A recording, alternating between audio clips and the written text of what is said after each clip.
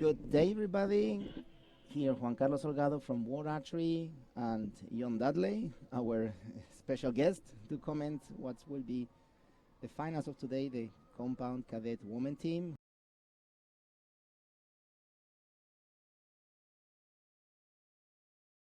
Eastern Archery Center, the big building, great facilities, what we have enjoyed all the week. With any kind of weather, we had hot, we had wind, we had rain, and today is quite hot day, enjoying for the archers and the spectators. So, good morning, John. Good Welcome morning. again. Good morning. It's a perfect morning too. You could not possibly ask for a better day to be in a gold medal match, could you?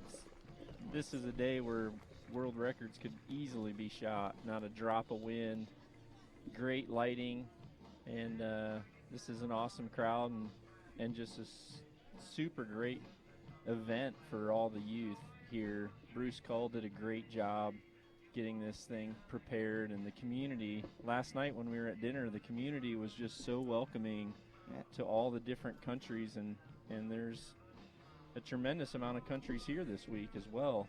Yep, we have 50 countries, or more than 50 countries. We have 480 archers. And you're right, everybody, when we go in the city, you see welcome archers, welcome archery. So they're welcoming us. We feel very much at home, and wherever you go, people ask, hey guys, you are from archery? Yes, thank you for coming.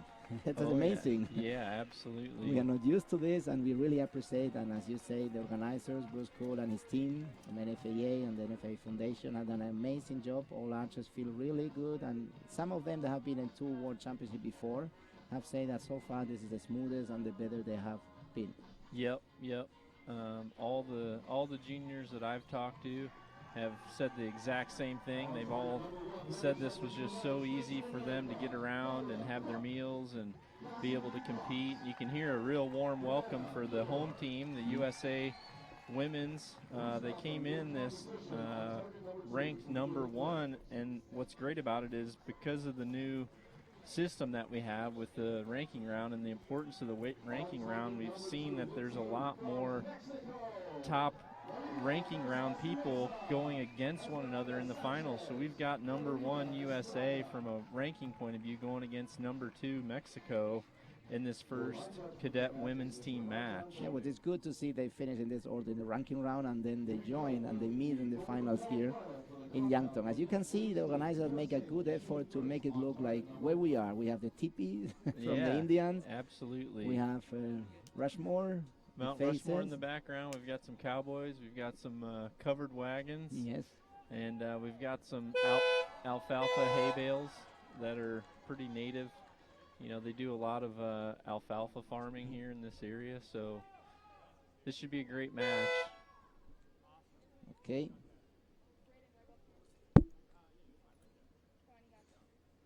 We can see it's a good crowd here coming. They're enjoying it. We have archers and local community watching the match. Yep, absolutely. Great 10. We've got a lot of experience behind that USA team right there. With you can see Braden is there with the US team. So we've got a full crowd, and if we get an overhead view today of this field, what you'll see is the bales are actually lined up to look like the fletching of an arrow. Yep. So we've got a 10-10-7 right there to start with the first end.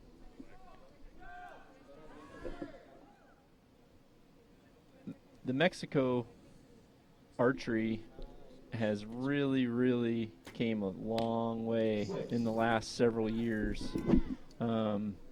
There's been a lot of support on the Mexican team down there. They've got some great programs and some great people that are behind their organization and behind their archery shops. And, well, probably over the last decade or maybe even a little more, they've made a tremendous growth in their archers, and they've developed some unbelievable shooters over the years. I think 15 or 20 years ago, they started what they call the Las Olimpiadas Escolares, the School Olympic, which is a competition with different sports, and archery was included there. where they join once a year and they make a competition between schools and regions. And this has grown the sport a lot, because we have many states where they get support from the states to get coaches, to get equipment, to build facilities, and have many kids shooting. Sometimes the Olimpiadas Escolares, you have 500 or 600 archers shooting, and trying to get this goal. So this is paying off now. They have many archers, young archers, well prepared, well trained in recurve and compound. And we were commenting the other day, you have been commenting recurve matches all the time, but now the first time you have your part, the compound. Absolutely. This is nice because, to be honest with you, this is kind of my favorite. But it's the other day you and I were talking, and you look at these archers right now and their technique, and they just have awesome form. Their alignment, just their whole setup is just come a long way over the years, and I think we credited that a lot to their ability for that's just picture perfect form right there.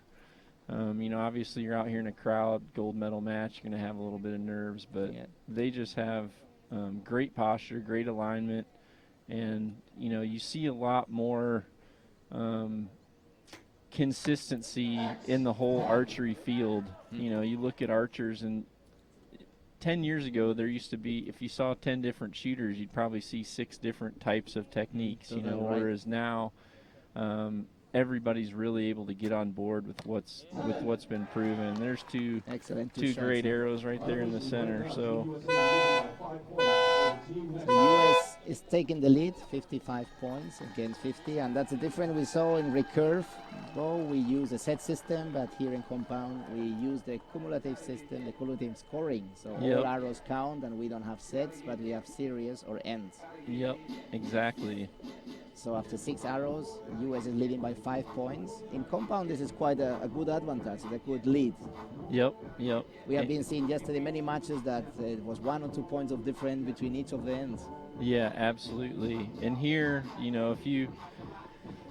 if you make a really bad shot, then your team, you've pretty much eliminated any possibility for your team to have any mistake at all. So it puts a lot of pressure on everybody.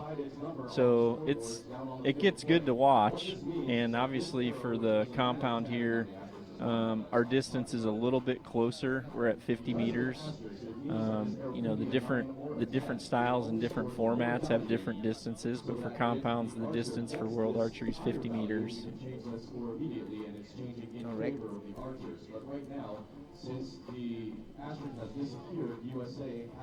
can see the team is composed by 3 archers and the coach, and they take this break and this time to exchange information, look for any kind of tips they can give, but I can see they are quite worried. They are not talking too much and thinking a lot. Yeah, 5 points with 2 ends left is quite a bit. Scores are official on the board. USA 55, Mexico 50. Mexico is shooting first on target number 2.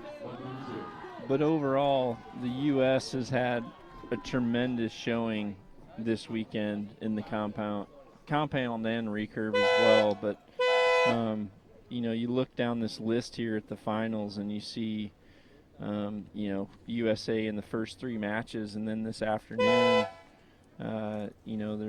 there's USA in there again 3 more times this afternoon. So being at home, not having jet lag, knowing their food, it's helping. And of course, the level they have. The U.S. is doing a great job with the program they have for the kids. And again, when you work with junior and youth and cadet, and you work for a while and a well-prepared program, after several years, you can see the result coming. Yep, absolutely.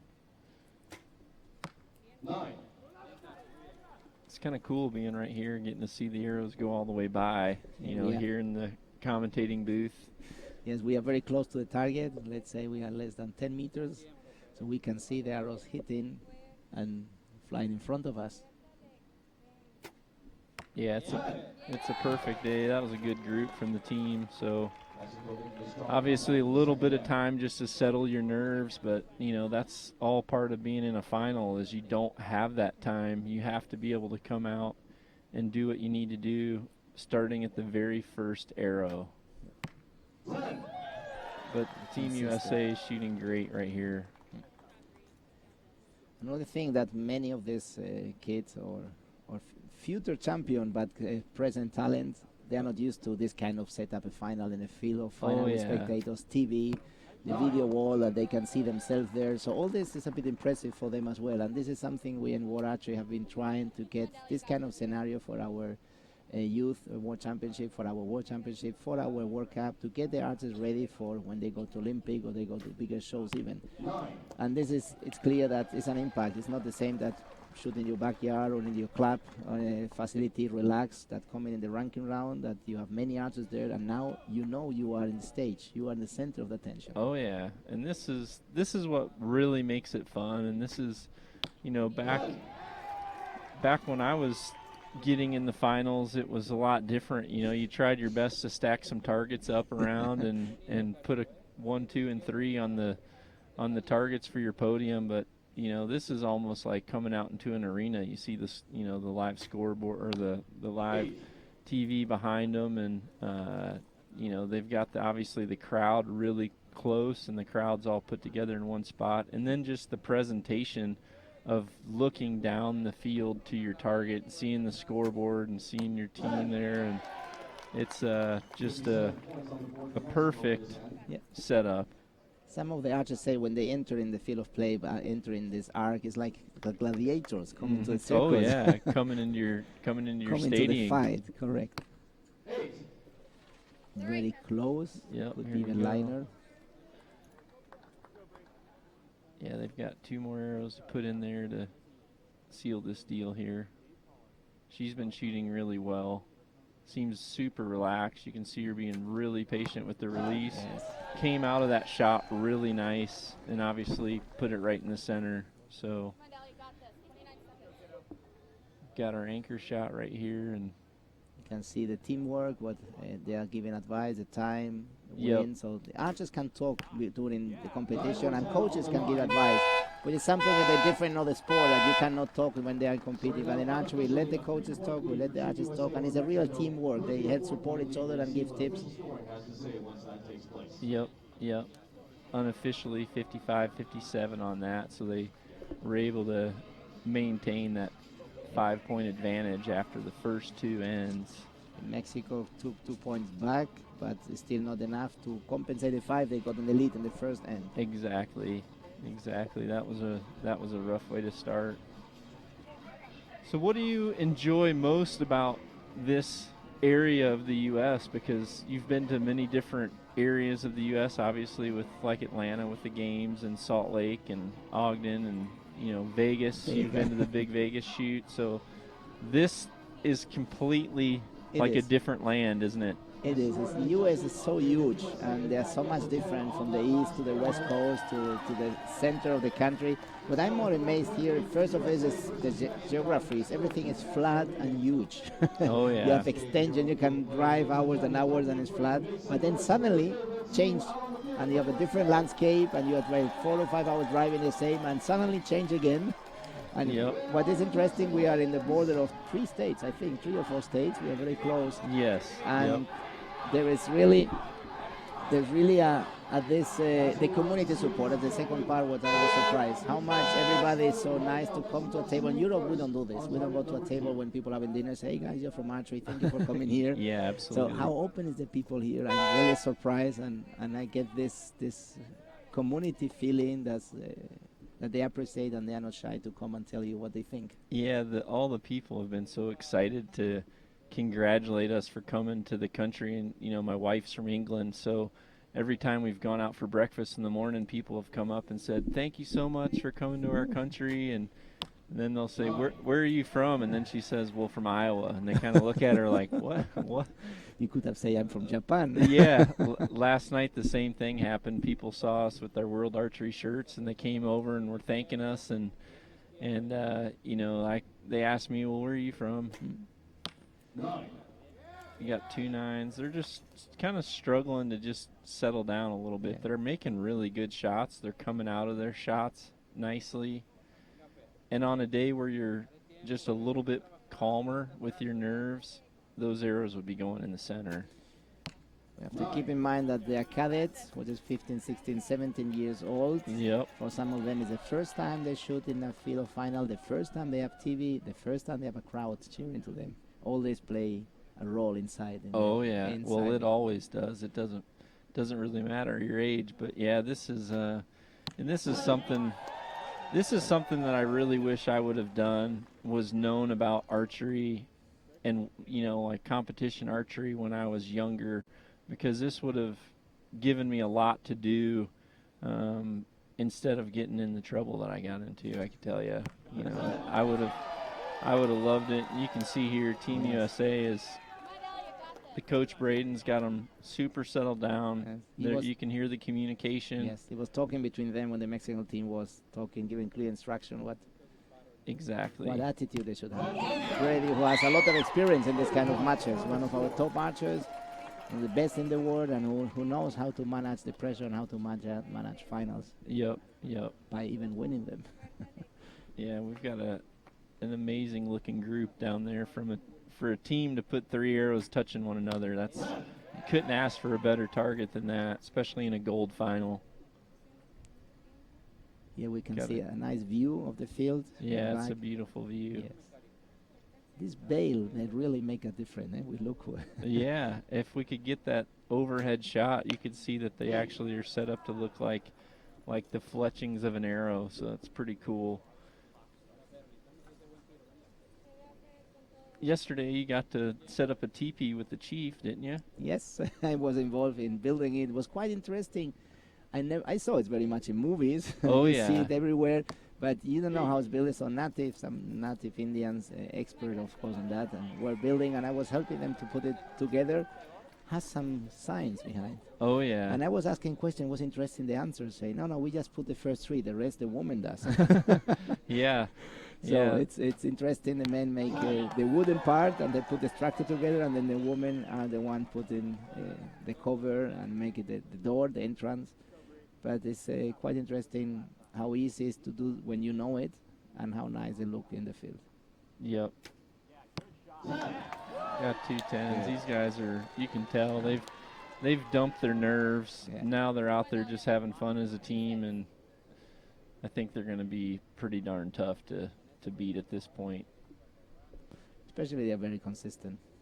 Oh, absolutely. Good.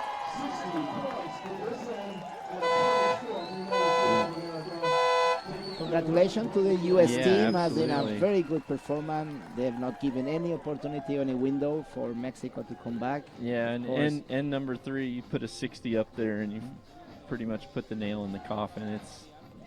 It's over with at that point. Of course, congratulations to Mexico to make it to the final. And here we have the coach making photos. It's part of the role. Absolutely.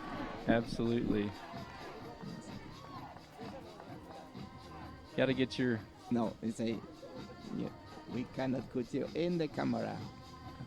It's strange I have not done a selfie, the famous selfie, the 4 of them. I know, yeah. I would have selfied it.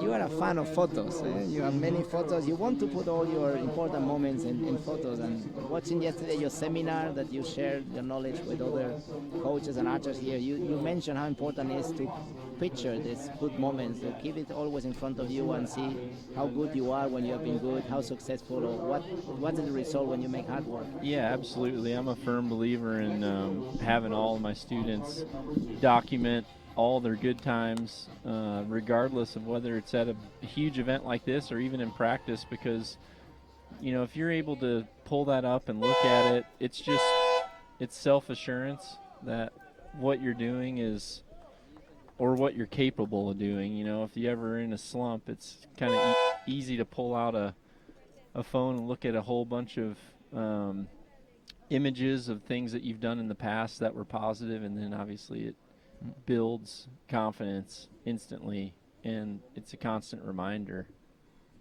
We were congratulating like the match was over, but was not over. Oh. The thing is that having done the set system, we had used that when people get so happy in 3 ends, they won it. No, we have still 1 more end to go. Okay. Of course, they celebrate because they did all 10, which is a good end. So they were so happy to make this 6 arrows in the 10. And having said that, it's very difficult that Mexico with this lead, 11 points. Yeah, it's not very often you get these kinds of conditions in a final to where you can really shoot at your true level. And there we go. Good finishing group there for Team Mexico. It's fun too for these juniors to come to these events, and you know, they have a lot of fun on the field, but they have a lot of fun off the field when they're at the hotels, and you can see all the kids interacting, you know, at the hotel or in the restaurants or in the hallways. And it was a good idea from the organizer to have what is dinner and lunch in the center, in the hall, all together, and then have some fun activities, games, interaction. Some different arcade games and darts and all kinds of different things for the kids to be able to do. So it's fun to see competition of darts between them. Oh yeah, people got super competitive over on the dartboard. But in the end, that's pretty much archery, I guess. When you are competitive, I think you are competitive in everything what you do in life, no? Yep. Can't quite. We get 10-10-9 there on the U.S. for that last end.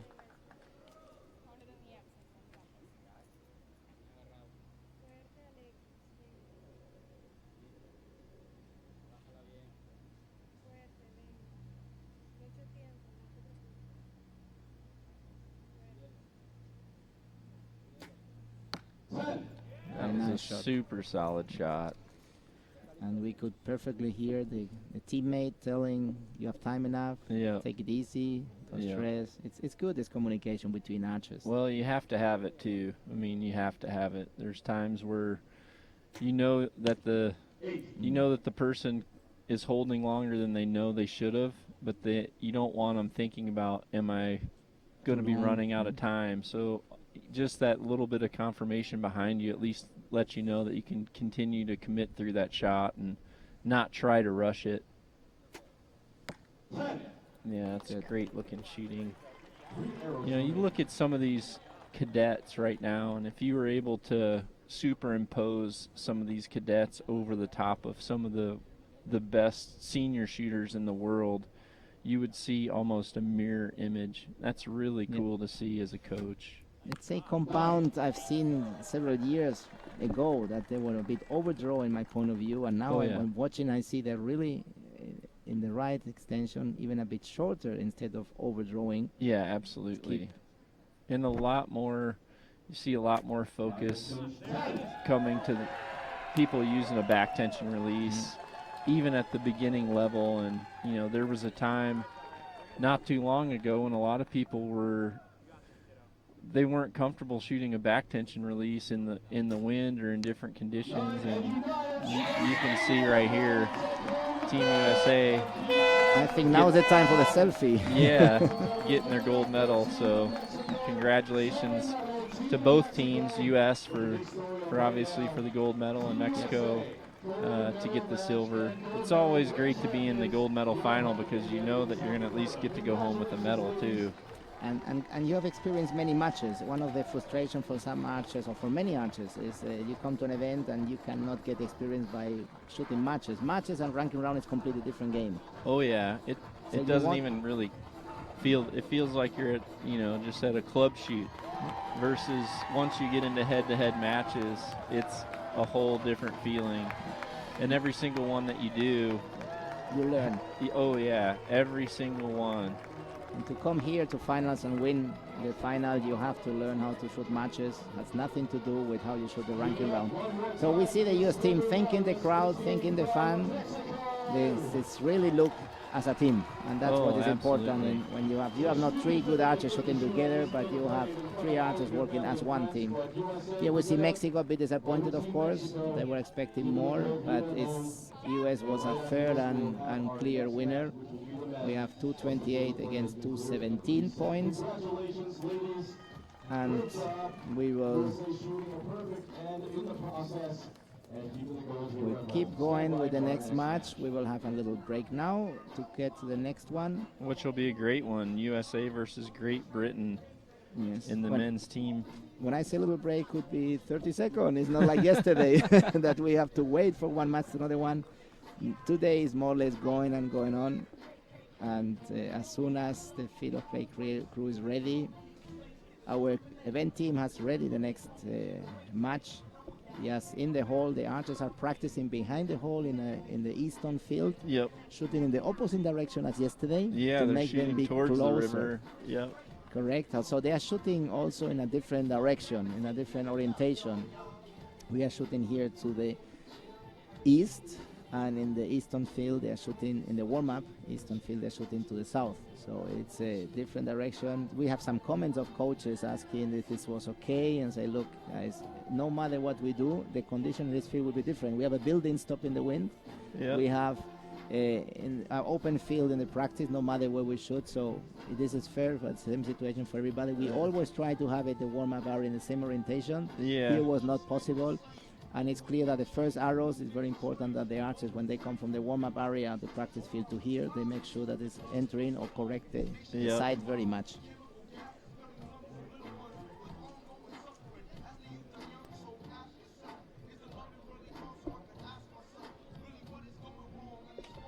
This next match is going to be one that I'm going to be pretty excited to see.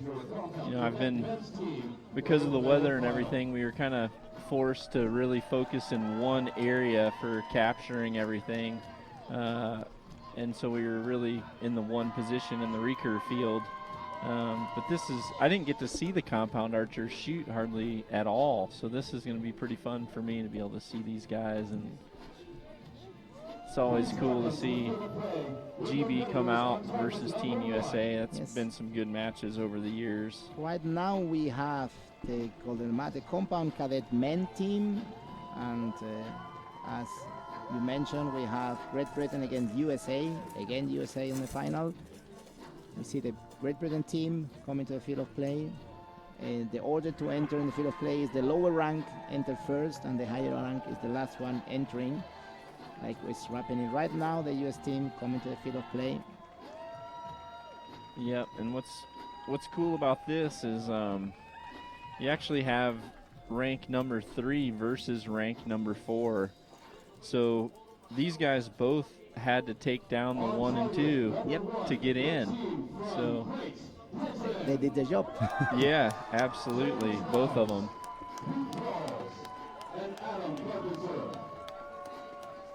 The competitors on target number 2, the team from the United States of America. We can see in the presentation the judge. It's a Chinese judge. Just for those that don't follow our sport or don't know too much about details, in a world championship we have to have different judges from all around the world, different continents, and of course the judge of a match cannot be from the same nationality of the two teams shooting or the two archers shooting. Yep. So we have our Chinese judge, international judge from China, officiating this match. So for GBR right here, we've got James House, Luke Rawls, and Adam Carpenter. And then for Team USA, we've got Dane Johnson, Daniel O'Connor, and Cole Federal. Excellent. Let's go to see. US is going to start. That's also a privilege. The higher rank team or archer choose if he wants to start or he wants the other one to start. Yep. 9 points. 9 on the right. Silence of spectators when they had the first arrow. Yeah, everybody's excited, and it's a dead silence to see what is going on. Yep. Need to put, like you said, if you're over practicing, you come out here and you know your first shot was solid. You can see they're all hitting a little bit to the right. Yes. It's worth putting a few clicks on there.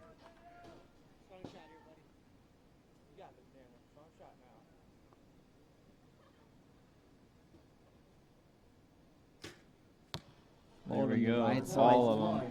It's clear that from the practice field to here, it's not exactly the same condition or the light. In the compound, very much the orientation of the sun affect with the especially when you're scope. looking through glass. Yep. So, they definitely need to put a few clicks on that. And a lot of times, whoever your leadoff person is, you can see the same thing right here. Yes. Which is good for Team USA at this point, that they're going to give them a few points back here. Potential 27 to start. right? Same It's thing. clear. I think if you are very focused, you will advise your archers just make a click just in case. Yeah. You saw the 3 before happen in this situation. On the right, he knew it was not good shot. He let it go. Yep. He was not happy with the shot. Okay, so here we go back for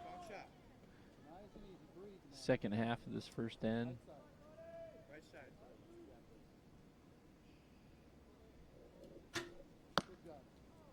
6 or 7. That definitely is a not consistent shot. Yeah. That could not be anything related to the difference between the practice and the competition field. 9. Yeah, I think to start right here, our U.S. Women's team could probably be winning this match.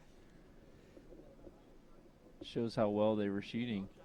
I think there's just a slight movement on the flag, and I heard Team USA say, right edge, which I think they were kind of over anticipating what that wind was going to do. We're pretty much completely blocked right here from the wind. It looks like there's almost a little bit of a tailwind more than a crosswind. And very, very little. Yeah, shooting the types of arrows that these guys are shooting with a very small diameter shaft. There's a good shot right there. Coming in of the flag, it's pretty much just hanging straight down. Yes, when we see the windsocks that are in the field of play, that indicate the wind in the field of play. They are more or less hanging. It's not so much wind in the field; it's more or less no wind. A lot of archers holding their release in their mouth here. Yeah, I saw this. It's a fashion thing, or it must be new fashion. Yeah, it must be a new fashion thing. So US is leading 53 point to 51. You see There's the windsock. Yes. Our TV team got it. Yeah. I think it's a nice way to show our perfect of US Archery and National Field Archery Association. Yeah, perfect framing, guys. Yes. Well done. Good. And as you can see, there's no wind in the field of play. There is a little bit on the top of the stands, but the arrows don't go so high. They are protected by the building. Oh, yeah, absolutely. At 50 meters with the compound, there's hardly any rise at all. Yep.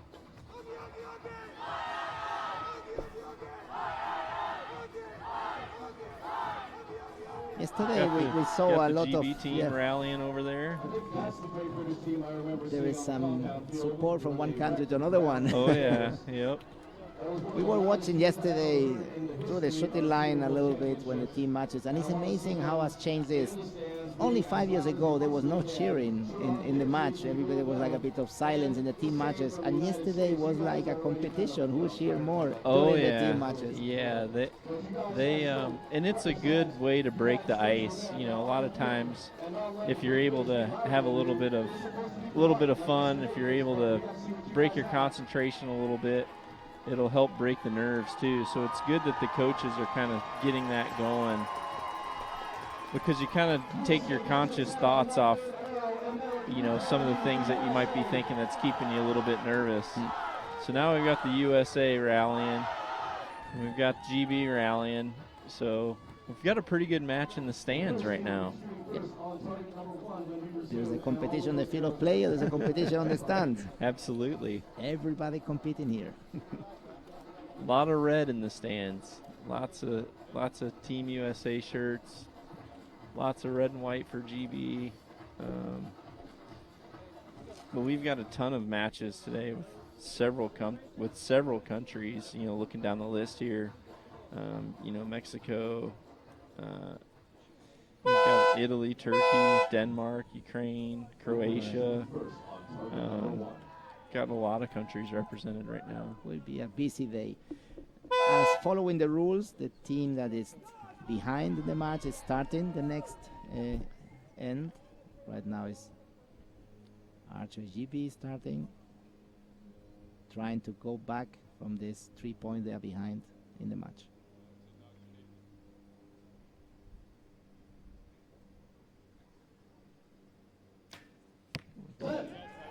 like a pretty dang good shot right there. Yeah, it's awesome to see all these kids with this type of form. Archery is going to be at probably almost a flawless level in another 10 years is my estimation, at least for sure in the compound side. You know, this target's going to have to either get a lot smaller or way further away, because we are discussing this already in the target committee, that to make it smaller, to make the tent smaller, to make all the rings a bit smaller, or to get more distance. Of course, we are not very happy to keep changing continually or every year, but it's clear that when archers getting so good that all arrows going to 10, we need to make it. Oh, yeah. We cannot have so many shoot-off all the time. Yeah, absolutely. It's we think it's still some years to go to this position, but we already are discussing that what could be the move when the moment comes. Good. We have seen the archer came in before he took the arrow out before he was in the shooting line. So the rule ask him to go back. The judge make a yellow card or ask him to move back. Archers cannot take the arrow out of the quiver before the 2 foot are on the shooting line. Yep. You got to get up there before you start your shot. For compound, the time we have to shoot the arrows is a bit tight. It's a more operation that compared to recurve. You have to take the arrow, put the releaser, get the position, draw, go into full draw, get your back tension. So you need a few more seconds to make the shot that in recurve. So it's a bit tight for those archers. So they try to get as fast as possible there, and sometimes they are crossing the limit. You can see in both these matches, the teams tend to continually get more relaxed each end.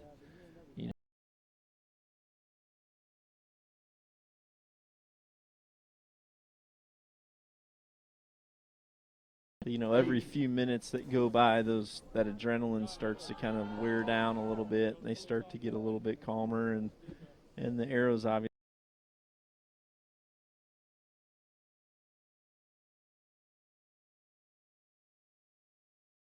Slow and cool, and when you are inside with adrenaline, the heart bumping like crazy. It's going so fast. It's going so fast. When you want to realize you're already shooting your last arrow.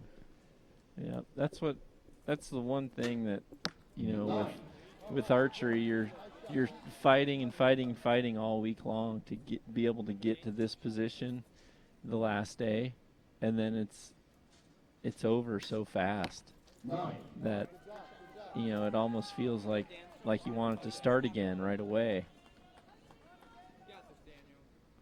As archer, you have experienced this. You finish a competition, you're not happy with yourself, you ride home, and the first thing you do is go to range and get this shot. You say, I cannot go to sleep feeling like that. Yeah, sometimes before I'd even get home. You want to go back there and say, I have to fix this. This is not me. I'm not happy with my performance, and you go back to practice. Yeah, I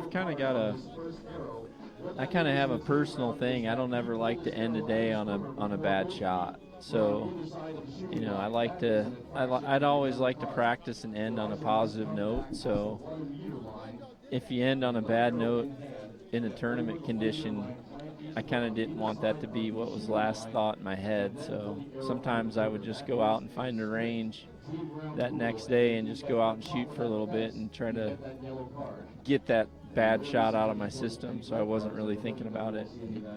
So we've got a 104 to 112. Team USA is leading again. This kind of lead just can make you feel more confident, more relaxed, and focused in enjoying this. This is a good shot. Yep, absolutely. It's nice being dry again. We're not having to worry about pass-throughs or anything. So.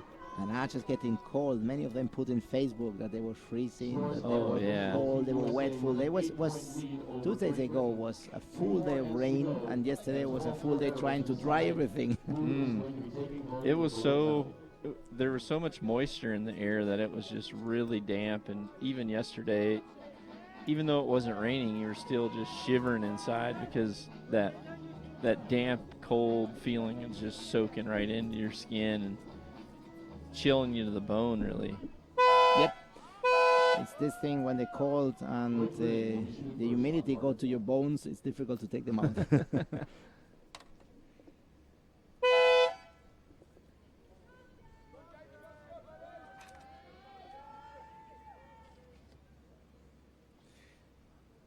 The pressure you have when you want to come back and you need to recover so many points is high. You know you have no room for anything that are 10. Yeah, honestly, it's kind of a bad feeling to be in the position where you know you've got to stand out there and shoot for another several ends, but you kind of know deep down there's nothing you're going to do to change your outcome. Yeah, more out than in, yes.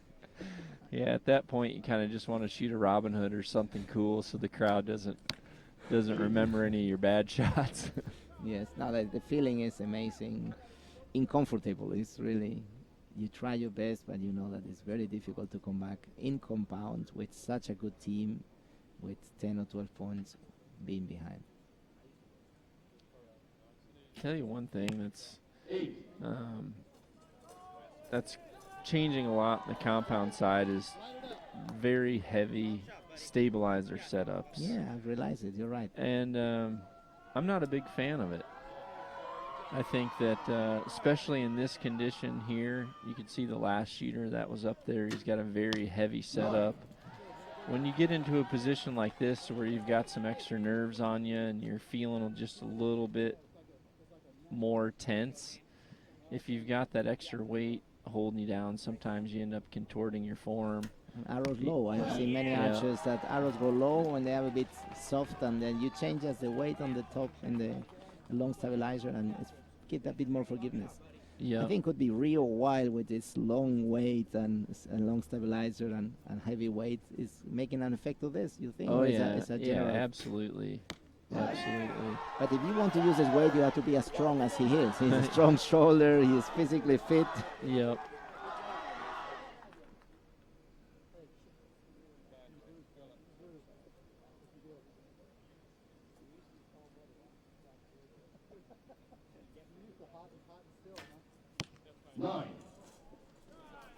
These guys are making solid shots. On another day, those arrows could be in just a little bit better, but I would, if I was most of these guys right here, I would definitely walk away from this performance still happy because they have all the tools they need right now to be a phenomenal team. They just need to be able to keep it together during this situation. But there was very few people in the UK that had technique like this, 10 years ago. Arriving to this final, they have been shooting really good, and they have beat amazing good teams. So it's not a luck that they're here. But as we mentioned before, this is a new situation for many of them. A venue, spectators, TV, everybody watching them. That's play a role. They are kids from 15, 16, and 17 years old.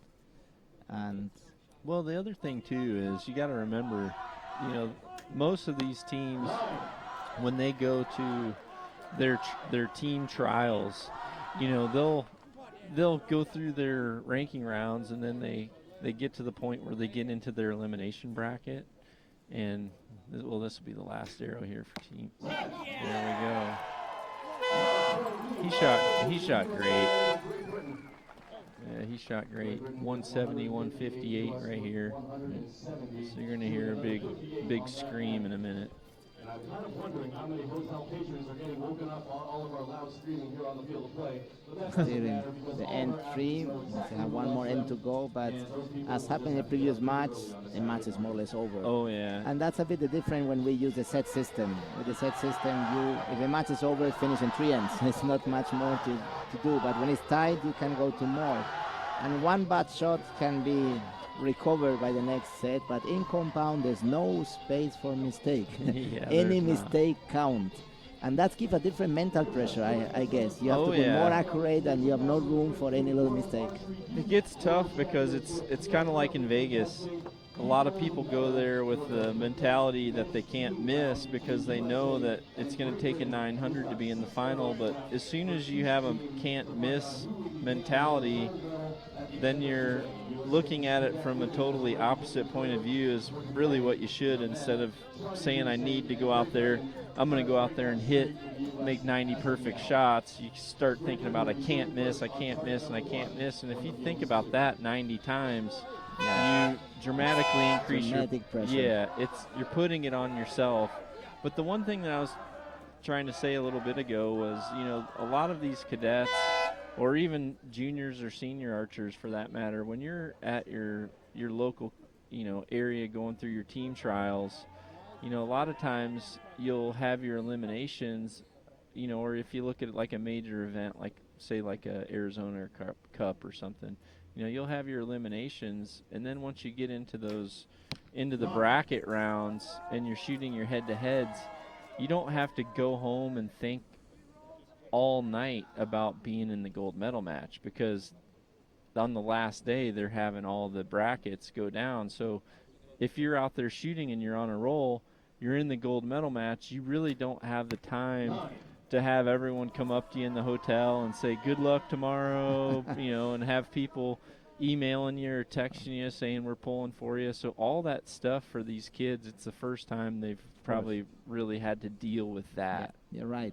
Facebook is very active. They receive immediately information. WhatsApp, Kik, Instagram is a bombing nowadays. You are here, and as soon as a score is out there, and we put the score quite fast in live or in our result website or the application, the kids receive from the parents, for the friends, for the grandparents, for a lot of support, and that of course affect also.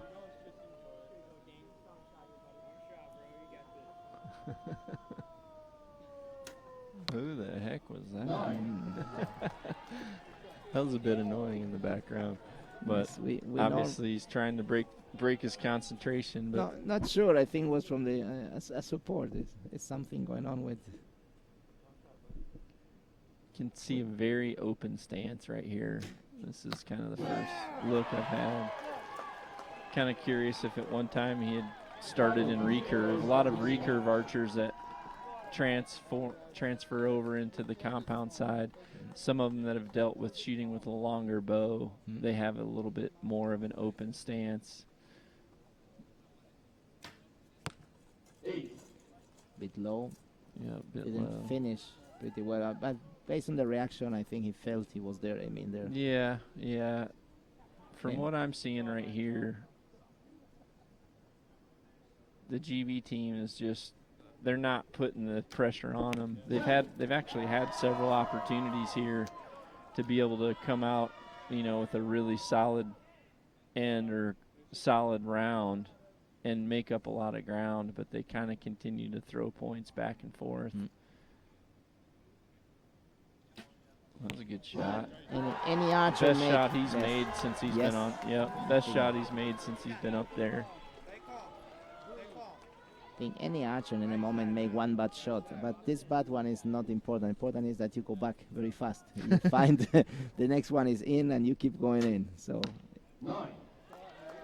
it's not so much about one arrow that you're not happy. It's about to go back very fast in your shot and consistency and do what you have to do. Yep.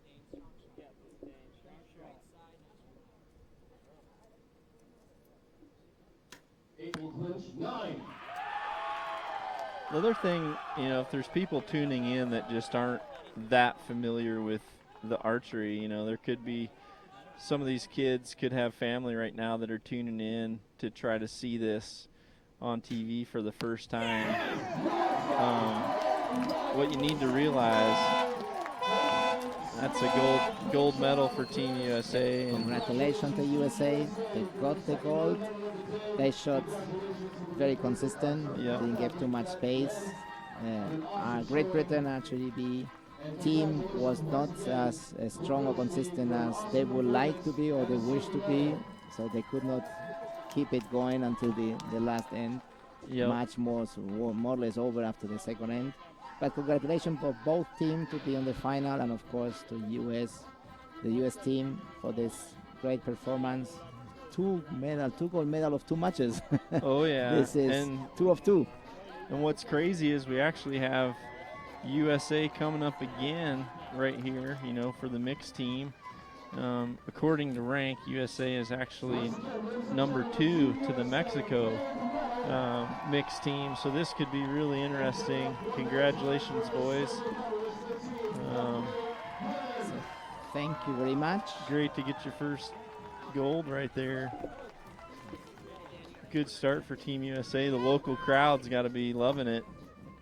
But what I was talking about a little bit earlier is, you know, for the last several days we've been covering the recurve side, so we've been at a longer distance with a bigger target. So, you know, you still see the gold, red, and the blue, but you need to realize that for this compound category that we're watching right now, this 10 ring is much smaller compared to the targets that we were looking at for the last 4 or 5 days. You know, the center, I guess, proportionally is probably about the size. I guess for those sitting at home, it's probably about the size of the bottom of a Coke can. You know, the ring that the Coke can sits on. Probably just a little bit smaller than that. So, you know, a lot of people that are shooting archery in their backyard here in the States, a lot of them are happy shooting a pie plate. And you see judges changing the target phase. Each match have to start with a new target phase. Oh, yeah, absolutely. And I will give myself a break, and I will let you comment with Edward Kim. Edward Kim is a nice kid, has been helping us in result. He's in archery.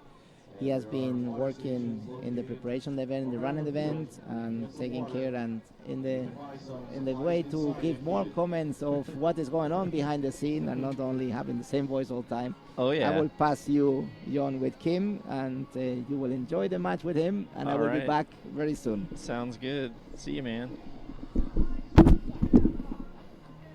All right, we've got a handoff, a headphone handoff coming up right here, so going to get him plugged in. All right, Edward, I'm in. You're in, dude. Hey, John. How are you? Good. How are you, buddy? I'm doing fantastic. I'm very lucky to be here. It's such a wonderful day here in Yankton, South Dakota. Well, the first question I have for you, since you're such a professional archer, is what did you think about the weather that we've been having throughout the whole entire week? I mean, it's been good or bad, or it's the constant changing of the weather has it truly tested the archers, and are we really seeing the best in the world today? Well, you're definitely seeing the best that could manage a tough situation. I guess arguably there's probably some people that I know that for me and the way that I shoot and the way that my form is set up and also my size, you know, I'm 6'5", so I'm very tall. I have a really long draw length. So if you factor in my, you know, my wingspan, a stabilizer, I always felt like I was at a slight disadvantage to the people that are more compact when it was windy and when there was, you know, especially when there was crosswind coming across, because my arrows were longer too. You know, I look at when I've shot on team rounds with team members that were shooting, you know, 27, 28-inch draw lengths compared to my 31.5. You know, when we'd shoot down here and we would communicate on how they were having to hold off the target for a certain crosswind, mine was normally double what they would, you know, because I was shooting an arrow that was 3 inches longer, there's more surface area, and then I also felt like I really struggled a little bit more keeping still. So I definitely had my better performances in calmer weather. This would be right up my alley today. Oh, yes. And I don't mind shooting in consistent wind. Probably the highest, the best score I've ever shot during kind of an unofficial feed around was on a day with about a 10-mile-an-hour crosswind, but it was consistent the whole time. So I was able to just adjust my sight and just sit there and hold on the gold and make my shots, and they were just drifting the exact same each and every time. Yeah. So now we've got the mixed team round. So it'll be Team Mexico versus Team USA. Team Mexico seeded first in qualifier, while Team USA seeded second.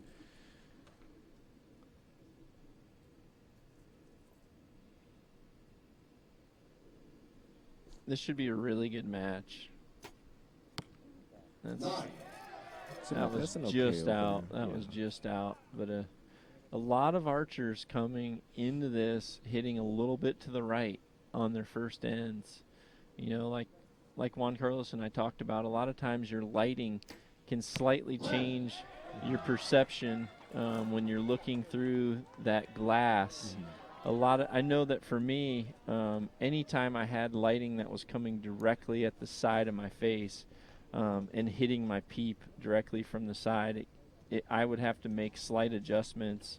And a lot of times I'd try to shoot where I could tilt my hat so that my hat was actually giving me that little bit of shade. Yeah, and that is it's pretty much the same thing for recurves. I mean, when you have the string alignment, the string starts to blur and it starts to whiten, and it becomes more difficult for recurve shooters as well when the sunlight changes. Yeah, we've got an iffy one right there. Yeah.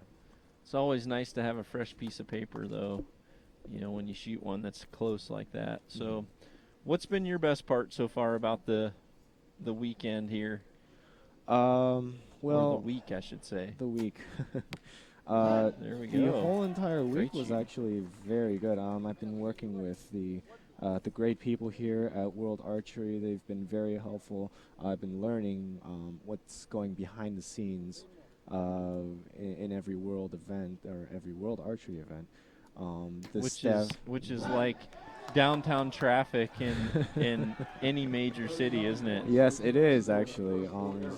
Everybody has something that I can help them with, and it's been truly an eye-opening experience being here with everyone, and also the great staff here at the Easton facility here in Yankton, South Dakota, has all been helpful.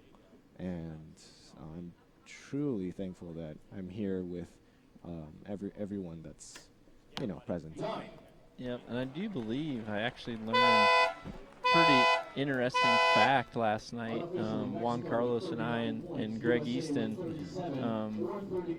Greg's here in town, obviously supporting Easton Foundation and all the juniors and cadets at this championship, but I was kind of curious what the first Easton center was, and surprisingly, it's actually this one.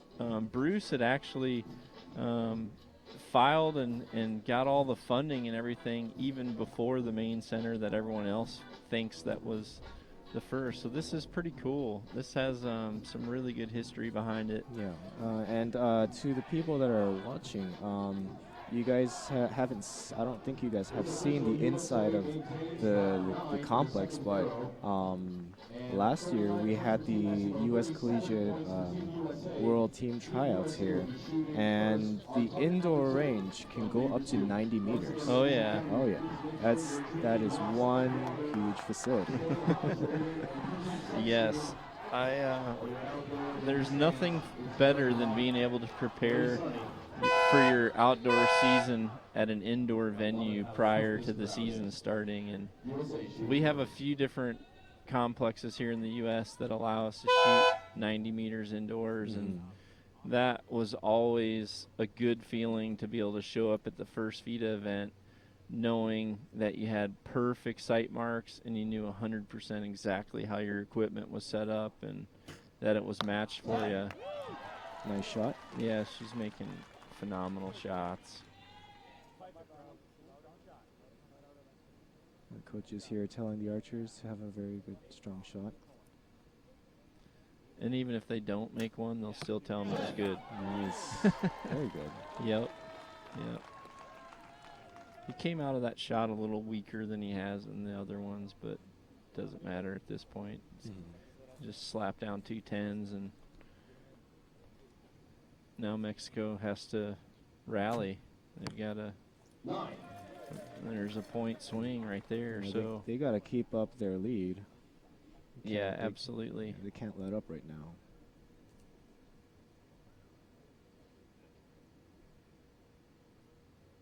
see the hand positions are quite different in these archers. He came out of his shot great, but his hand was a little bit more swept back than his teammates. In compound archery, you see a little bit more of this variance, you know, with the recurve archers and how they have to hold the string with their fingers and everything. There isn't that much difference for the most part. There's one or two recurve shooters out there that are kind of unorthodox, so to speak. But for the most part, they can't have too much variance. A lot of times the majority of their variance is just going to be in their grip and how they've customized their front hand position to what they like, really.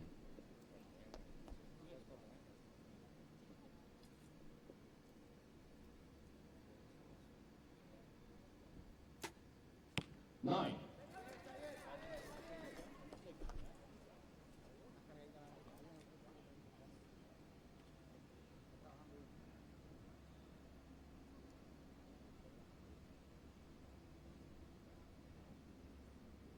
Kind of find myself just watching.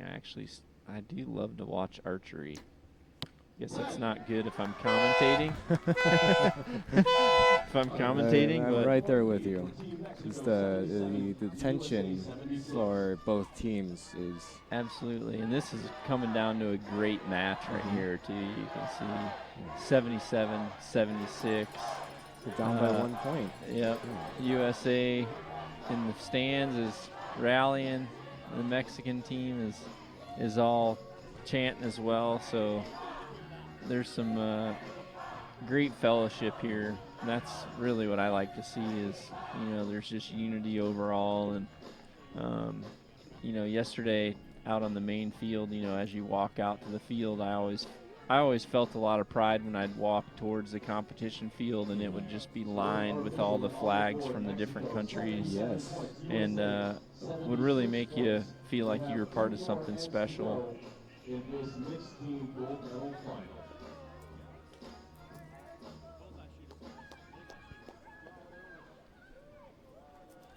For those of you watching that are fairly new to this, you know, in the compound category, what differentiates the bows is going to be with the compound bow, you're going to see that it's got multiple strings and it also has wheels or cams on each end of the limb. So they actually pull the bow back and it hits a peak weight, and then because of the design of the cam, that peak weight is what we call it has let off, so it reduces down to where when they're at full draw, they're holding a lot less weight than what a recurve shooter would shoot. And then they've also going to have most of them are going to be pulling more weight for a peak weight. So, you know, these compound archers, a lot of them are going to be shooting close to 60 pounds, which is going to be, you know, the max. And, you know, for the recurve shooters, some of the higher end people are going to be shooting more close to 50, I guess. Wouldn't you agree? I believe, wouldn't 60 be the maximum? Well, it is the maximum what they can, but I'm just saying what they do. Yeah. Because they're holding that full weight at full draw, so it gets pretty tough. And then also, you know, you look at the speed difference between the bows. You know, a lot of these archers right now that are shooting the compound bows, you know, they're probably shooting anywhere from 270 to 290 feet per second. So there's a tremendous amount of speed. As you can tell on the targets here, the arrows are actually super small in diameter, and if you were to hold the arrow, it would have a lot of mass to it. And the reason for that is because ballistically, they are much better when you have wind if the object that's going through the air is smaller in diameter and heavier in mass weight. So, you know, in other aspects of archery, they'll shoot an arrow that has a larger diameter, but in a lot of times in those situations, they're really not dealing with the type of wind and weather conditions that we do here at World Archery. Can kind of see the winds are they're varying now. We doing actually, something. it's got a slight headwind. Got 2 arrows just slammed together there. 116 points versus USA's 115. Yep, this is a tight match. They held that lead, and this is going to come right down to the end for these two teams.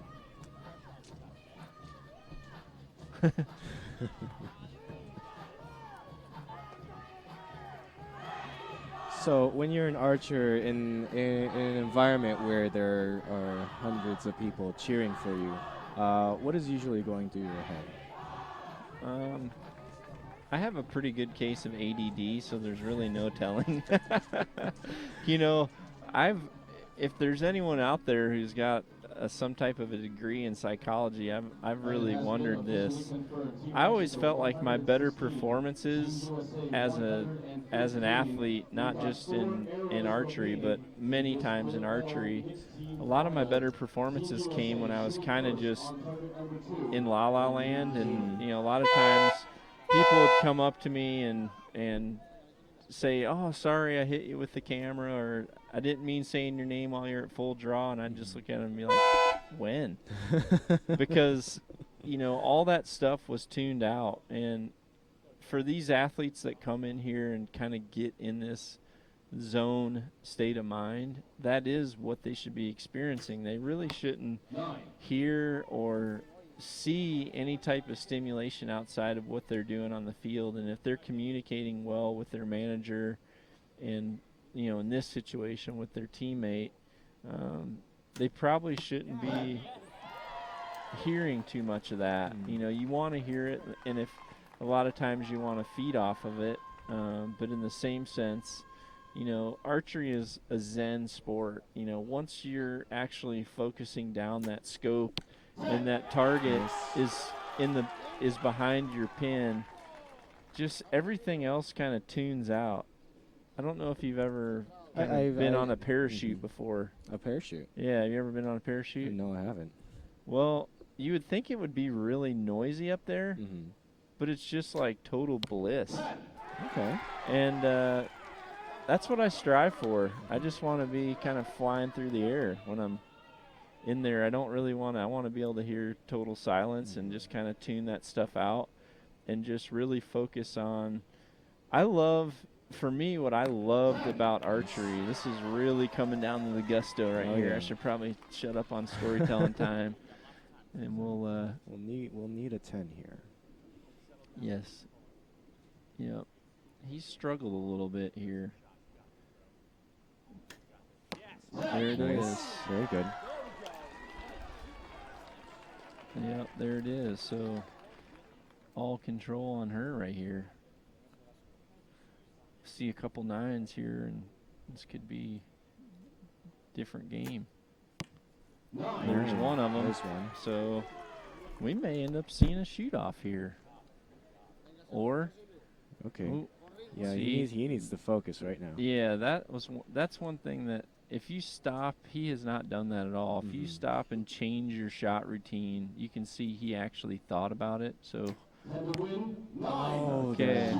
So you can see I've seen this multiple times, and as a competitor, if it gets to the point where that focus and that rhythm that he had for all those other ends, you can say that he was thinking about it. Yeah. If he would have stepped up to the line and just trusted what had put him in this position, there's a good chance he would have been right there. So this is exactly what Team USA wanted, is to see a sweet head-to-head final here with a shoot-off to end things. So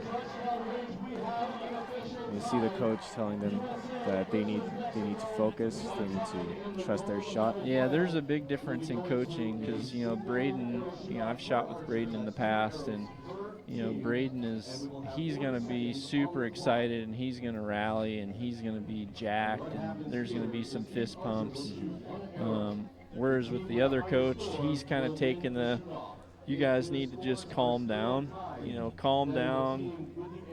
Don't get too nervous. Don't get too excited. So Well, if you tell them not to get excited, then you're thinking about getting excited, and then you get excited. It depends. You know, that's one thing that I talked about yesterday in my seminar was a good coach recognizes the type of mental athlete that they have. And there's some that are very task-driven. There's some that will be highly motivated and will produce bigger for you if you tell them that they can. But then there's people like, myself or like Braden. If you told us that we couldn't, I don't think you can do it. I would be mad enough to where I would do it just to prove you wrong. So, and in the past on teams that I've played for, coaches recognize that, so they continually put these challenges in front of you, and challenges that are almost impossible, and sometimes you won't actually get them done, but in the end you're making progression trying to get there. So for the first-time viewers, 1 arrow shoot-off, as the name implies, 1 arrow is shot per person. There you go. 10. Right. Team USA. There's the 10. I've got Faith right here. I think she's going to slam dunk her one right in the X. And she cannot be thinking about the other team's arrow. She's thinking about. There you go. Ooh, that's close. That looks like it's in. Okay.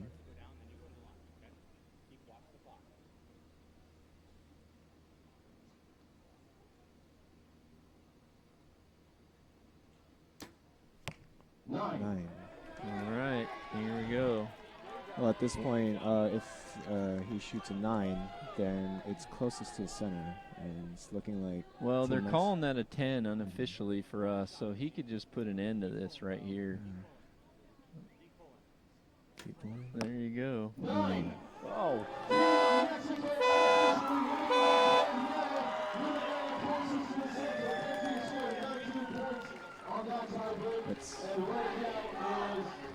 So congratulations, Team Mexico. It was a very good competition. Number 1 beat number 2. It's been very consistent. If you're betting at home, so far, number 1 won the first match, number 3 beat number 4 in the second match, and now number 1 beat number 2. So it's been pretty consistent. Whoever came in here at a top seed so far has held that position. Congratulations, guys. That's going to be it's going to be some cervezas being popped open back home. For those of you who are in Mexico right now listening to this, I do welcome margaritas. So the next time you see me, I will have a margarita, please. No salt. Or just send them to his address in the United States. They'll find me. They'll find me. Most of them know me down there, so I always like seeing my Mexican archers. There's some great ones down there, and they're just so nice too. And I love going there for spring break. Puerto Vallarta is kind of my little hiding spot during the springtime. I go there with my family and it is a nice place. Soak up some sun, try to even out my farmer tan, and I make a competition of how many mixed drinks I can knock off by the end of the week. So it's a great place. So in our next match here, we're actually going to have, looks like a bronze medal match here with the compound cadet women. And it's going to be Mexico versus USA again. Wow, give everyone else a chance, guys. Well, step up to the plate. That's what I would say. Mexico came here to do it, but yeah, it's great for the home crowd, for sure. It's a great show. I'm actually looking forward to some of these recurve matches in the afternoon too. There was the recurve teams, because they're so used to the competitive nature for qualification for like Olympics and stuff. Yeah. There is a lot of fire with those recurve teams and how pumped up they get. So I really like that. Plus, when you look at some of these teams and, you know, you have a team like Korea come in, you almost get to witness archery perfection. And for me as an archer, I just love seeing perfect execution and just love to be able to be behind the bow and see an arrow tick-tock, tick-tock, tick-tock right onto the spider in the center of that target. It's a pretty good feeling. Yeah, you know, actually I was talking to Team Korea, and they've told me their shooting schedule, and it's very interesting, is when the shooting season starts, all they do is archery. And when the shooting season is over, then they go to school morning till lunchtime. And then from lunchtime to dinner time is all archery. So really, it's like training Spartans at this point. They are Spartans, I think. They're archery Spartans. You definitely don't want to go in there and test them, because they're awesome. They have a great program, and actually at the coaching summit last December in Rio, when I was down there, Kisik Lee actually was not able to make it because of a visa issue. So instead of me speaking for 2 days, I ended up having to speak, I think, for every day. And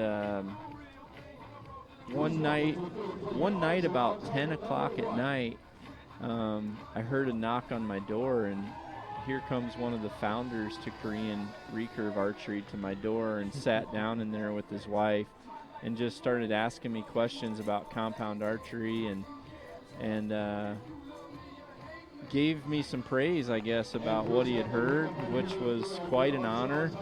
And it was almost surreal, you know, because we're soon going to see this, you know, these Asian countries are going to start appearing in all of these compound matches. I can almost guarantee you that. Team USA has been very dominant in the compound side, but now that Asia is recognizing compounds in the Asian games, there's going to be a lot of emphasis put on developing the compound programs in those countries. And I can almost guarantee you that with the discipline that you just talked about, you put in the right system, and you're going to see those athletes start getting into these top positions and competing for these medals. So right now we have the compound cadet women shooting for bronze. From Team Mexico, we have Maria Fernanda Garza Espinoza representing Mexico. And we have Dahlia Krupp from Team USA.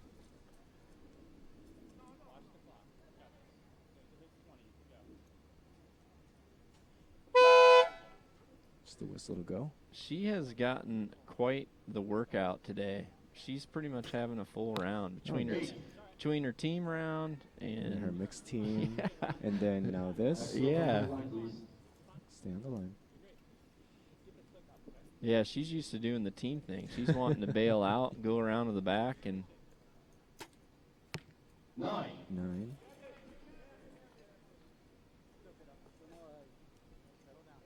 Yeah, just go back to doing what you did during your team rounds. You'll be just fine. There's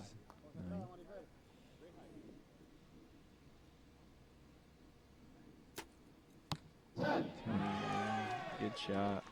You know, for me at this point, she's been out here just pounding it for, you know, probably 30 minutes. So I just think with there not really being much wind to deal with, when she's making that shot, she should almost know where that's hitting rather than having to keep relying on the coach.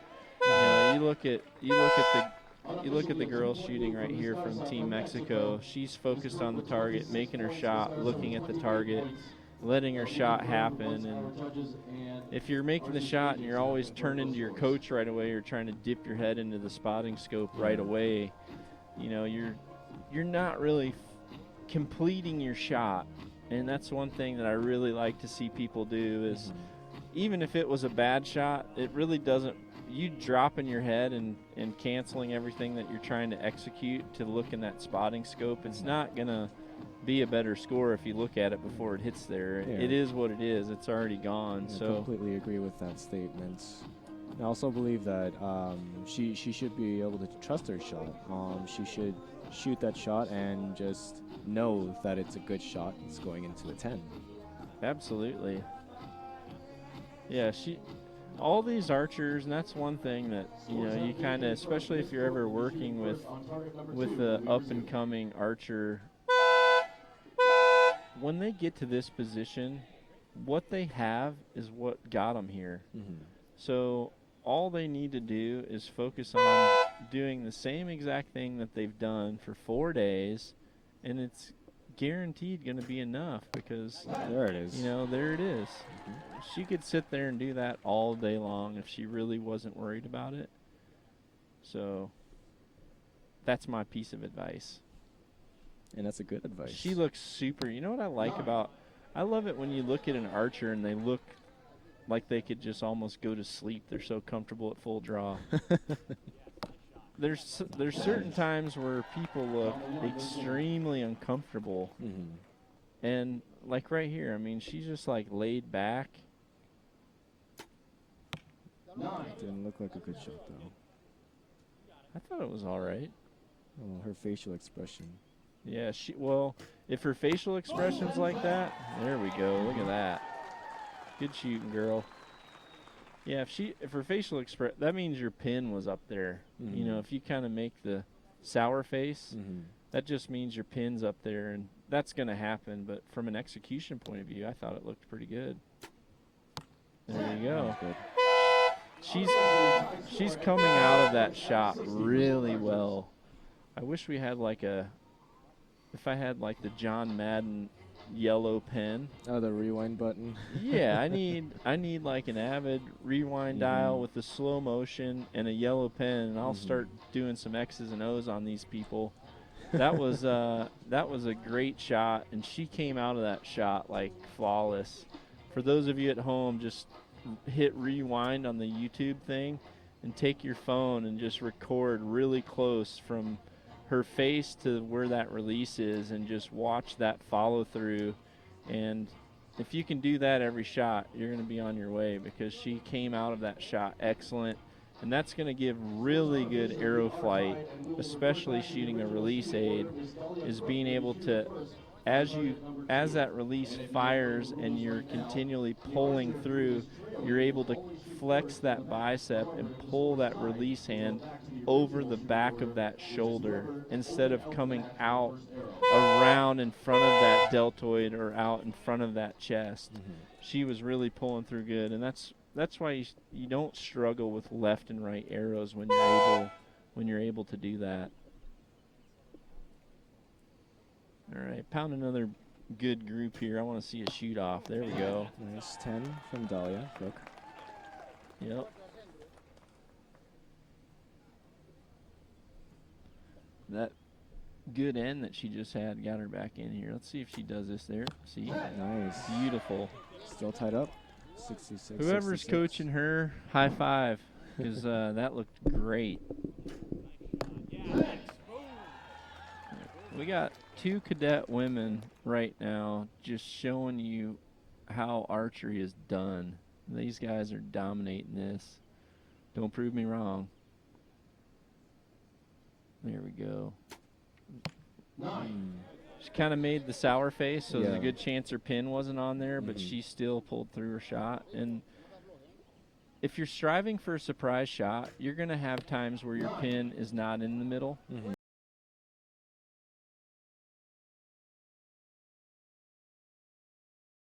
Struggling to pull through a release with a surprise shot. She's making great shots. That one she kind of actually collapsed. Yeah, you saw the bow arm go over to the right. Yeah, that one she actually collapsed. But for the most part, hopefully she can't hear when I'm like really putting her on the spot right now. But it's because I'm impressed. I would love to imagine being a parent watching your cadet girl right now shoot with this kind of tact and form in archery. What more could you ask for as a parent? congratulations, parents out there who have developed these fine individuals. See the difference in coaching technique, Braden's.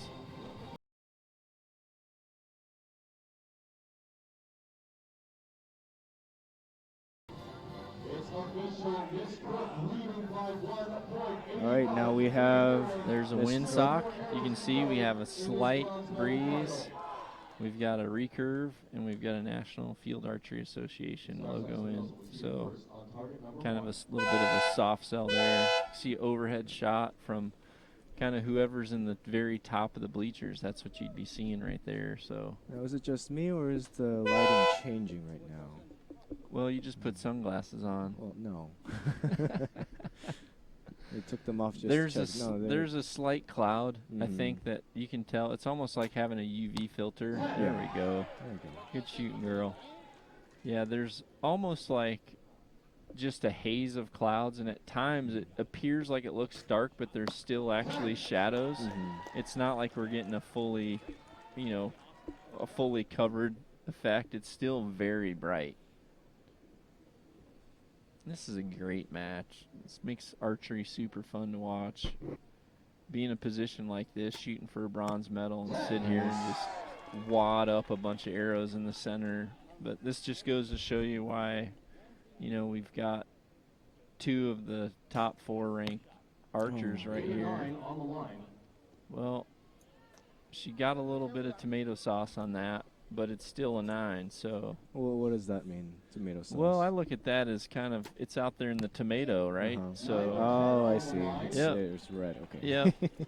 Normally, you might say, you could tell someone you got a little bit of tomato sauce on that. Mhm. Nice. So, or you could tell them it's in the pasta bowl. That means it's pretty much right dead in the middle of it, right? Otherwise, you're out in the pool. Okay? You don't want to be in the pool. Oh. Yeah, you want to be in the sun or eating some pasta. You don't want to be in the pool when it comes to archery. Well, what's outside of the pool? Go back home. Just stop. Yeah, at this level, thanks for your entry fee. Please come again. Oh, man. Yeah, what did they call that? I couldn't. That they kind of had an iffy one. Did they call it a 9 for her, Team Mexico? Yeah, they. All right, so we've got 114, 120.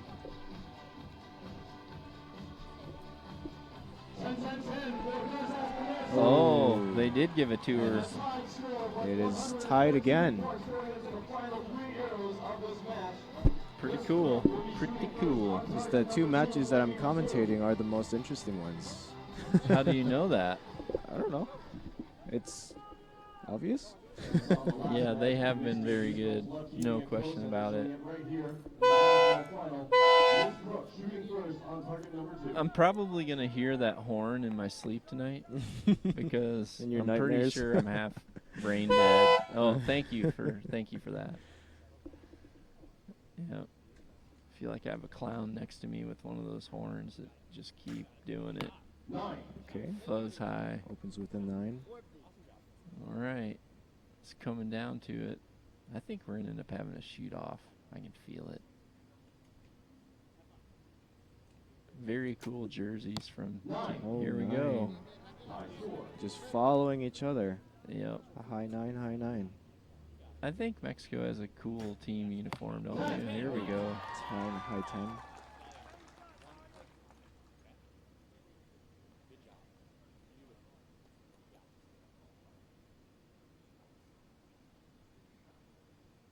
A little bit of movement in her front arm. Right. Stink face again. She pulled the. She kind of did it. I could see a little bit of movement in her front arm that end. She's been so solid in the past. She's got a little bit more facial pressure right there than that one. Nice. 10. Right dead on the spider, I think. She needs a 10. There's no better feeling than ending a medal match with that. Definitely. You shot your best arrow on the last shot. Oh, yeah. There's nothing better than going home with that in your mind. 10. She held it. So we will need to wait for the judges to call that lining arrow. Yep. And maybe we'll have a shoot-off. Would add some interest to it. Special thanks to all the volunteers from the city of Yankton. There is a tremendous amount of people coming out, helping at this event. And like you said, it's like downtown traffic behind the scenes. So everyone at World Archery. We are tied. There we go. There we do. We are tied. And as you were saying, yes, the staff here in Yankton, they have been nothing but amazing. Been helping out with the accreditation on the first 2 days, and I've been speaking with a school teacher who has volunteered her time after.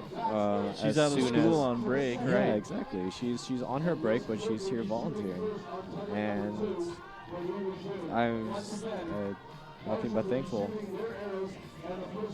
We also have a little area over here off to the side of the bleachers where we're allowing volunteers and people from town to come, and there's actually some archers that have been over there helping them, and they're over there allowing people to experience archery for the first time. Oh yeah, they definitely. Which is super cool. I don't know if we can get a shot over there. Maybe once this match is concluded, so we can get a shot there. But there's the 1 arrow shoot off. This will be great. 1 arrow shoot off. There we go. Here we go. Miss Cook shooting first on target number 2. Tie break. Bronze medal final. Okay, as long as she shoots the shots that she's been shooting. If they both do it, there's going to be a 3 arrow shoot off because both of them are 10-pounders. They have been shooting awesome. And then Juan Carlos. 10. There you go. There we go. Nothing like leading off with that in a shoot-off round. If it was the closest to the center, it would be a little bit nerve-wracking right now if you were having to watch your competitor. Nice. There it is. Team USA with the bronze medal. Very good match.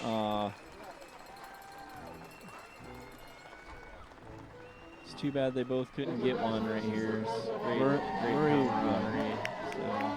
Maria Espinoza is showing us very good competition, but Dahlia Cook showing one even better.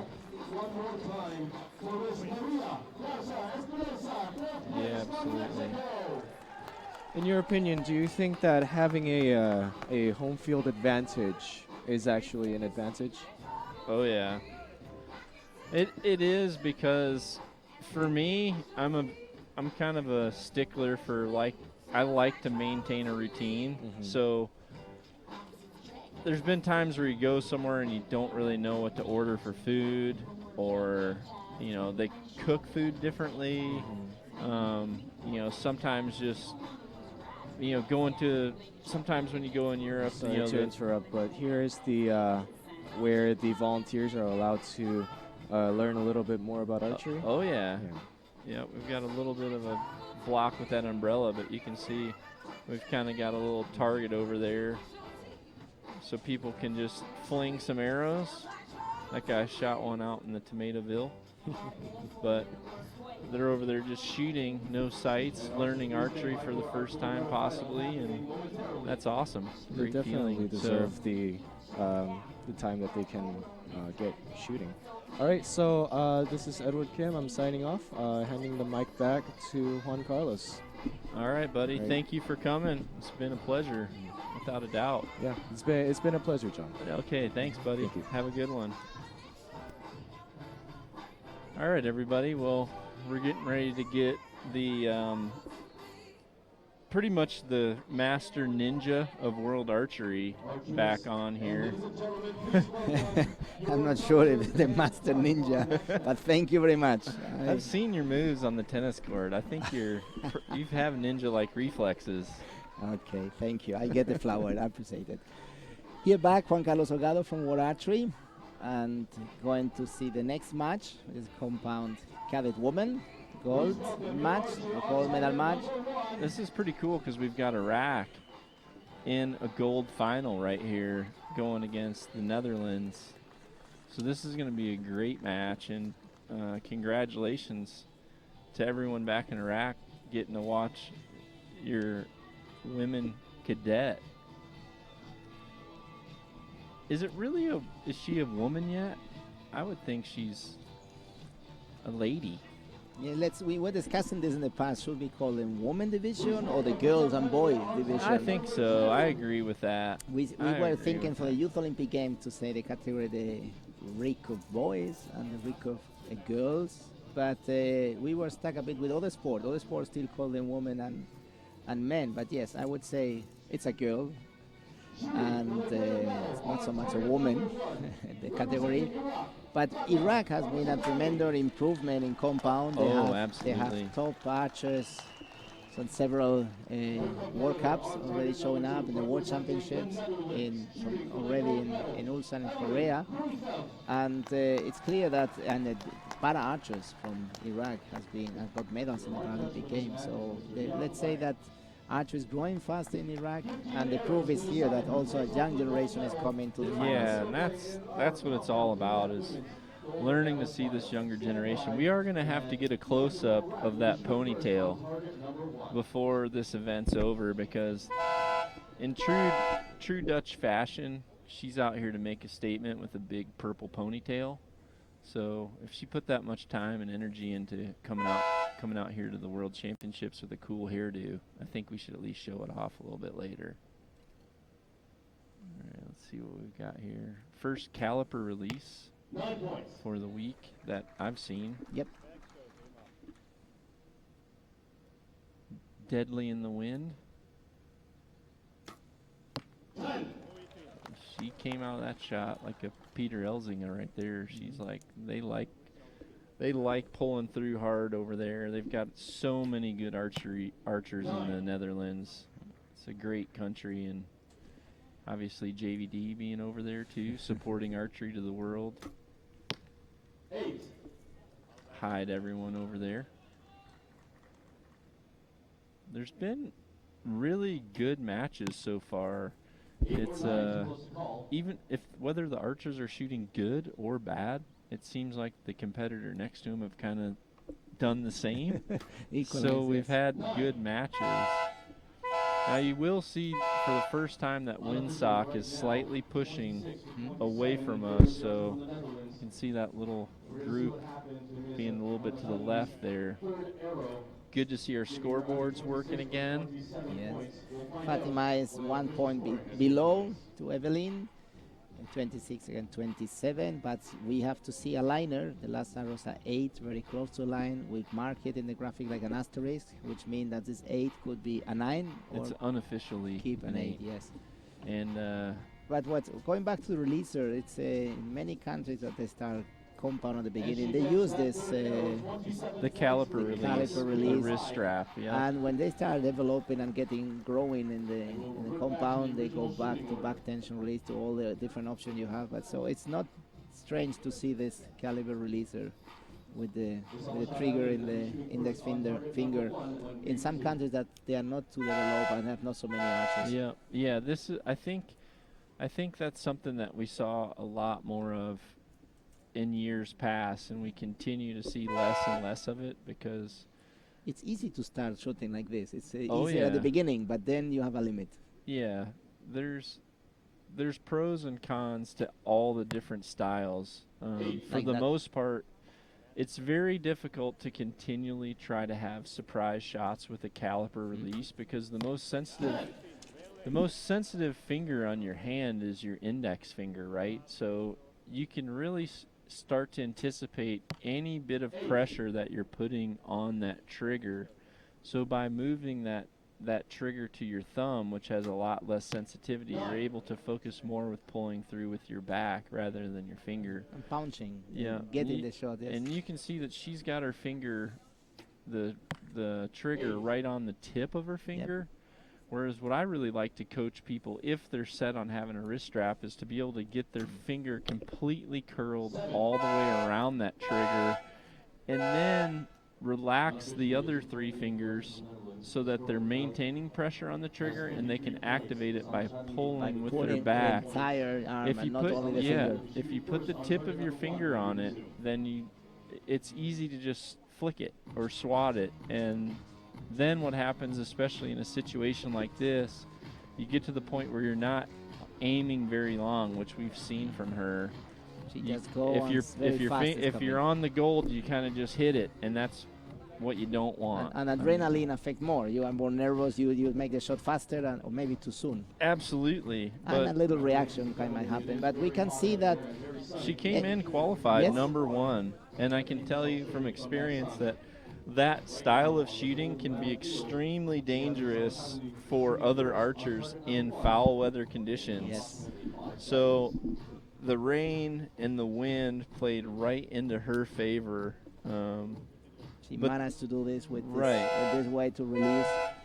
My issue with that style of release was when I shot it, and I shot one for a lot of years, my good days would be phenomenal, but then my bad days would be almost embarrassing, and I didn't like the inconsistency. I wanted to I would rather not be as good on my best day and rather be consistent, continual through the year. And that's what I found when I went to the handheld release. Sorry, I just bumped out my finger. Hopefully we're making a few little adjustments to our sight here. Yeah, she was on the left. She has adjusted definitely. It's going still on the left, but much better in the 9. But if she wants to keep alive to the last end, she has to go to the center. Still on the left, good little grouping. Group. Yep, needs to make some adjustments. Which she's about to do right now. Yes, she's doing it now. Looks solid. Let's get a shot of that ponytail over there. She's got a little blue in there, a little bit of purple. It's like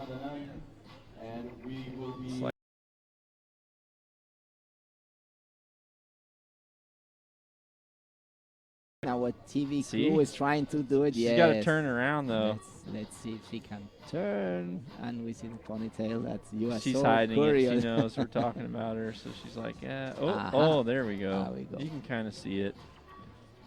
I think you might. There we go. Nice shot. You won't believe it, but I think I had that color hair before myself. I'm afraid to ask you why. I was kind of a punk rocker in high school. I had our school colors were blue and gold, so I had gold hair with like blue highlights in it. And then I think one time I did that color actually because when I signed my scholarship for football, the team colors were purple and white. So I dyed my hair color purple. I believe the technical term was eggplant. It was the color choice. So okay, let's go back to the. Now I've just gone with silver. Good. So that's same thing. Still just elegant. a fuzz left. It's a pity that you lose so many points by not correcting accurately. It's important to learn that when an arrow goes there and you know that you have shot it, you know how many clicks to put it in the center. In a way, it's good because some mistakes that the juniors make is trying, if they're not shooting good, they want to change their equipment.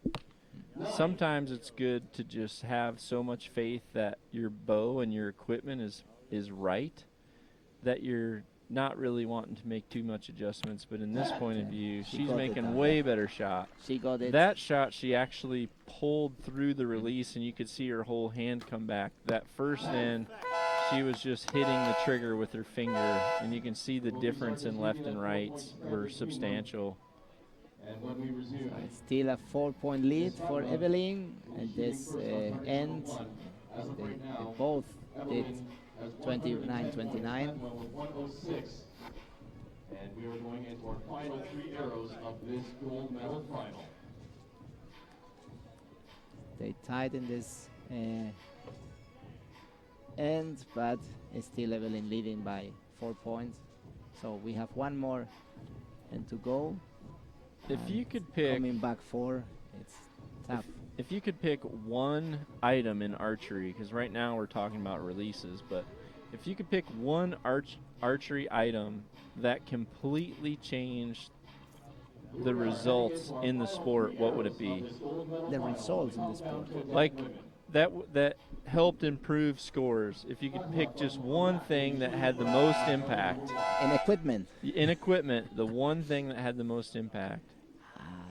You got me here. In recurve, can I step in? I actually think arrows have, the small diameter, heavy mass arrow. Yep. When the ACE and the X10 came into the games, it completely changed scores, didn't it? Oops, 2 points came back now with the 10 of Fatima against an 8 of Like I said, it's always like a volley. Yes, you're right. You can see she's got her finger around the trigger much better now than in the first ends. Deeper, yes. So she's using more. Her coach hopefully was the one that said that, Oof. Oops. All right, we got a ball game now. We are back on game. Back on the game. 1 point of lead of Evelyn with the last. She's got her finger around there. Yes. Hopefully she pulls. There we go. 8. Her pin wasn't on the target, but at least she came through. So we need a solid shot right here. That was a little quick. Oops. 8 or 7. It's liner. It's very close to call. Let's say I think it's more a 7 than the 8, but let's see what the judges say. They have to use magnifying glasses and look if the arrow is touching the line. As soon as it's touching the line, it's the next score. Call it getting the point by the liner. Let's see what the judges are saying. It looks like now they have to go. Yeah, this is almost going to be an even matchup here. They're looking with the liner, as exactly we can see. She has to go the magnifying glasses, look the line, and see if the line is touching the arrow is touching the line. It's tied up. Tie. Excellent. Good for the crowd. Amazing. 4 points in the fourth end, and I thought the match was over. 4 points coming back is not easy, but they make it excited. Oh yeah. For us and for the audience. Like I said, it's no matter what the other one's doing, it seems like you kind of are just following your opponent. You're totally right, and we know the shoot-off is one arrow, one dramatic arrow to shoot, and the measure the closest to the center. So to make the measurement accurate, just in case, there is obligatory to change the target face. The judges have put a new target face, the field play crew. Yeah, and a big reason why that happens is just in case an arrow gets shot close to that same hole, especially when you're coming down to the importance of a medal like this. You want to be able to make absolute sure that you're just looking at one hole. Imagine all your training, how many hours and arrows, so much adrenaline, excitement, and everything end by one arrow. We hear a sport presentation team putting the heartbeat sound. Keep some drama. Yeah, but I can tell you they're hearing that themselves already. Well, that's as long as she's held the whole time. Yes. Wow, she really tried to make a good shot. I would say it's a 9, but again, it's too close to call. Oh, I think she got it. It's closer. No matter if it's 9 or 10, it's clear that Fatima did it closer to the center. So she got the gold.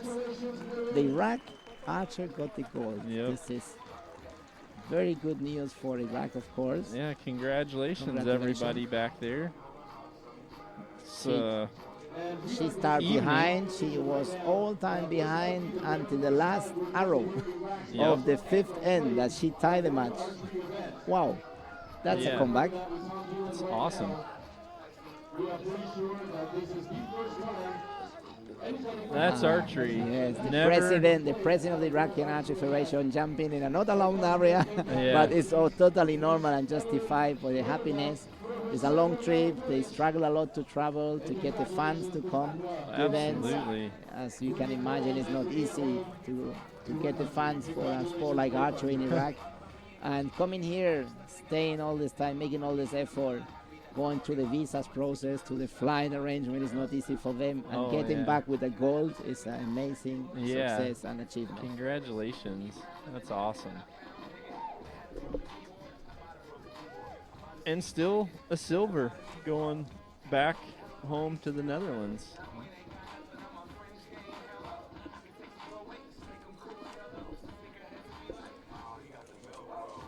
People starting to show up with some shorts, and sleeves are getting rolled up in the stands. It's turned out to be a beautiful day right now. It's a beautiful hot day. We can see some spectators left. I think there was hot and they need to drink a bit. I'm sure they will come back to see our next two matches. We are going to enter in the compound cadet men bronze medal match. We have from Italy Jesse Soot, and from UK, from Great Britain, James House. I hope I pronounce it right. I would say House. House. But House. You're Spanish, so you can say it however you want. For us, always a O. House. Thank you very much for the correction. Every day learning a bit more with you in compound, in shooting, and in English. Are we allowed to have like a reclining chair in the sun while we commentate?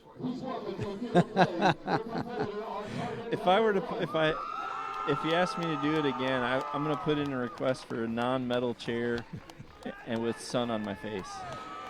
Okay, we put it on the list. It's an easy one. The difficult will be getting the sun, but yes, we are allowed to have this, and for you, whatever you need to make the comments more interesting. So we have the welcome and now the entrance of the British Archer. It's a nice T-shirt. It's a national flag T-shirt. Yeah, their shirts have come a long way. Has changed a lot from our time. Yeah, I talked about the first shirt I ever got was Alan Willis's, and it was pretty darn plain. I think it was just like white with their logo really small on the chest. Everyone wanted the Team USA jerseys every time we went everywhere because they were kind of cool.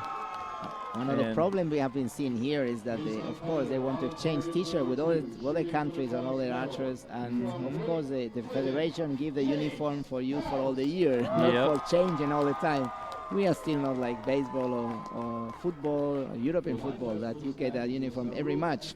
Yep. So some of the kids get a little bit in trouble if they change it and then they have to ask for the next one. Yep. And of course, some federation has a policy that you can pay and get the next one. Some of them you have to buy yourself the uniform, but in others they are provided by the federation, and of course they don't want you to change in any match, in any competition, every competition. Your national. I'm actually curious to see some of these because, like I had mentioned earlier, I haven't got to see the compound shooters, so it's going to be nice for me to be able to see some of these guys. And once again, man, have they come a long way. So let's start with that 9. Great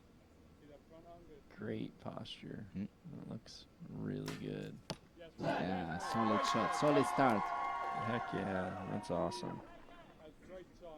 And an interesting fact, this is actually the first match of the whole morning where we don't have a top four seeds in the actual shoot-off. This was a number 6 seed and a number 16 seed that have actually fought back to get into this match. James from UK was 6 and Jesse Soot from Italy was 16 in the ranking round. Right. Yeah, you're right. Well picked. It's true.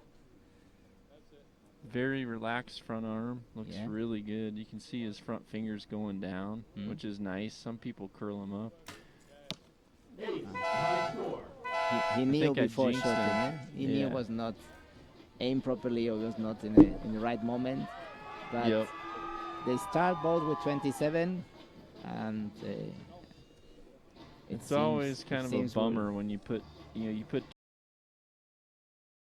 opponent did not, and you're thinking, okay, here's the open door. I need to take advantage of this, and all of a sudden you kind of have a bummer shot, and it's like, oh crap. Wow. We were talking before about the crowd and the cheering. Yep. It's really strong. Yeah, he's trying to rally everybody up, and there's actually fewer people in the stands right now because after those first first 3 matches with Team USA in there, I think once their kids came off, a lot of those parents wanted they wanted to get around and get some hugs and some kisses in and celebrate. Absolutely, the performance. Absolutely. Well, we've definitely got some good heckling in the crowds, and GBR is excited to be able to watch James here in the shoot-off. So 2 pretty tall individuals as well, which in the wind is sometimes a struggle. But as you mentioned, the position is just online, just balance, just a very good basic. Yep. At this point, for a lot of these archers that have built themselves into this type of shooting position, then it's a matter of really finding someone that truly knows how to do the fine-tuning on your equipment to where you're able to truly shoot as good as what you're set up for form-wise. That's good. Wow. You see a very relaxed hand with the releaser. Yeah, he's set up exactly like you like it. Be curious who worked with him, because there's very few people that shoot with the thumb position like that. Yeah. That's actually exactly what I coach. 3 very nice shots in the middle, 10-10-10. He got the lead. Oh, yeah. He got lead. Well deserved because, yes, from Italy, give him a little bit of space with his low arrows, no grouping. Again, we see the discussion, the tips from the coach. Yeah, we were talking about that a little bit earlier. There's always a big difference between how the coaches interact, and that's a matter of the coach knowing the personality of the shooter. Totally right. And in individual, it's a bit also more needed. When you have 3 archers in a team, they interact between them, so the coach can be a bit more out if it's okay. But individual, you have no one to talk with. You are alone. Oh, yeah, yeah. The loneliness of the individual archer in the shooting field. And having the coach close by helps. If you go to a sport like tennis or athletic, he's really alone because the coach is on the stand and you cannot talk to him. Yep. But here, there's interaction, and it's quite a good help when you're a bit nervous or you're a bit lost on what you want to do. 9. Just out left. And it's not feeling comfortable shot. It's reacting a lot. Yeah, yep. Yeah, very and strong and solid. No space for hesitation. I'm gonna have to high five that guy. It's cool to see someone from GBR with a released hand position like what I really try to teach with people. So we send you this video and you can use it in your seminars.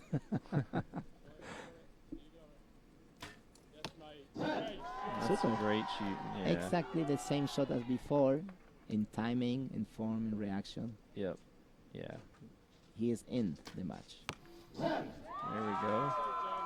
He's surviving there. He is, keeping his head above water.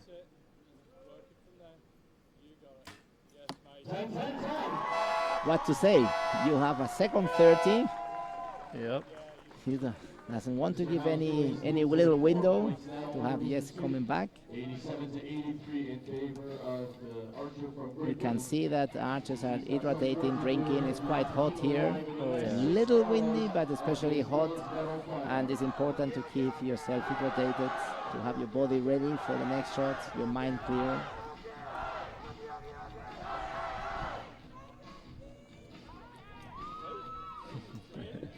It's fun seeing the crowd. Yeah. Getting excited. Kids are looking forward to the closing ceremony and the party, maybe.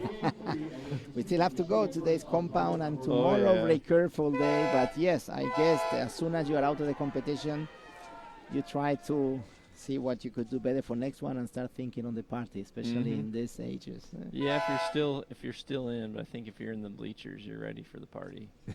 If you're over on the practice field, that was a good shot. Good one. Looked more relaxed. A lot of times if you dig a big enough hole, though, you feel pretty relaxed. see the airplane taking off behind them there, Turkish Airlines. Another one. Yeah, he's solid. And he's touching the X-ring line.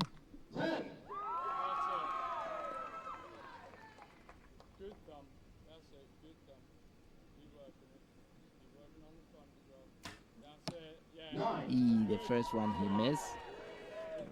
He missed the 10, but it's still a 9. Yeah. If I was a coach, I wouldn't tell him to work the thumb. I'd be telling him to pull through.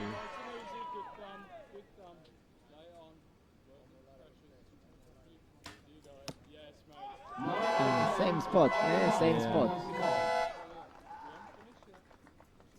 They have tied in this 4N 28-28, but James is leading still for 4 points with 115 against 111 from Yes.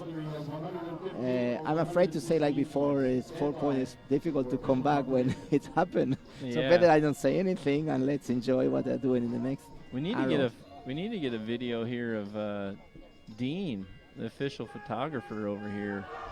He's kind of the mascot for World Archery. The mascot. Dean, don't listen this. He is, though. Everybody likes him. When he walks around, everybody smiles. So he's very well known. He's doing a great job for us. Here we go. Thank you, TV team. He looks always ready to get the shots. He was tired last night at dinner. He looked wiped out. Exhausted. You think thousands of photos every day. He's just a machine. He does photos, he edited, he make them better, and then it's a lot of requests from people abroad asking, do you mind to send me this, do you mind to send this, and he tried to do his best to please everybody, and of course he's paying by 12 or 13 hours a week. Yeah, there you go. Dean Alberga, a great contribution to our sport. Thank you, Dean. We love you, Dino. Good grouping. Very good grouping. Yes, we haven't seen a Robin Hood yet today. I'm kind of looking forward to that. I want to see some carbon explode. It's very much you. Wow, he's shooting great. I would venture to say probably the better one of today, yeah? Yeah, the better one so far, but we do have... Hey, 10-10-10. There we go. I'm going to call an X right here. Just, yeah.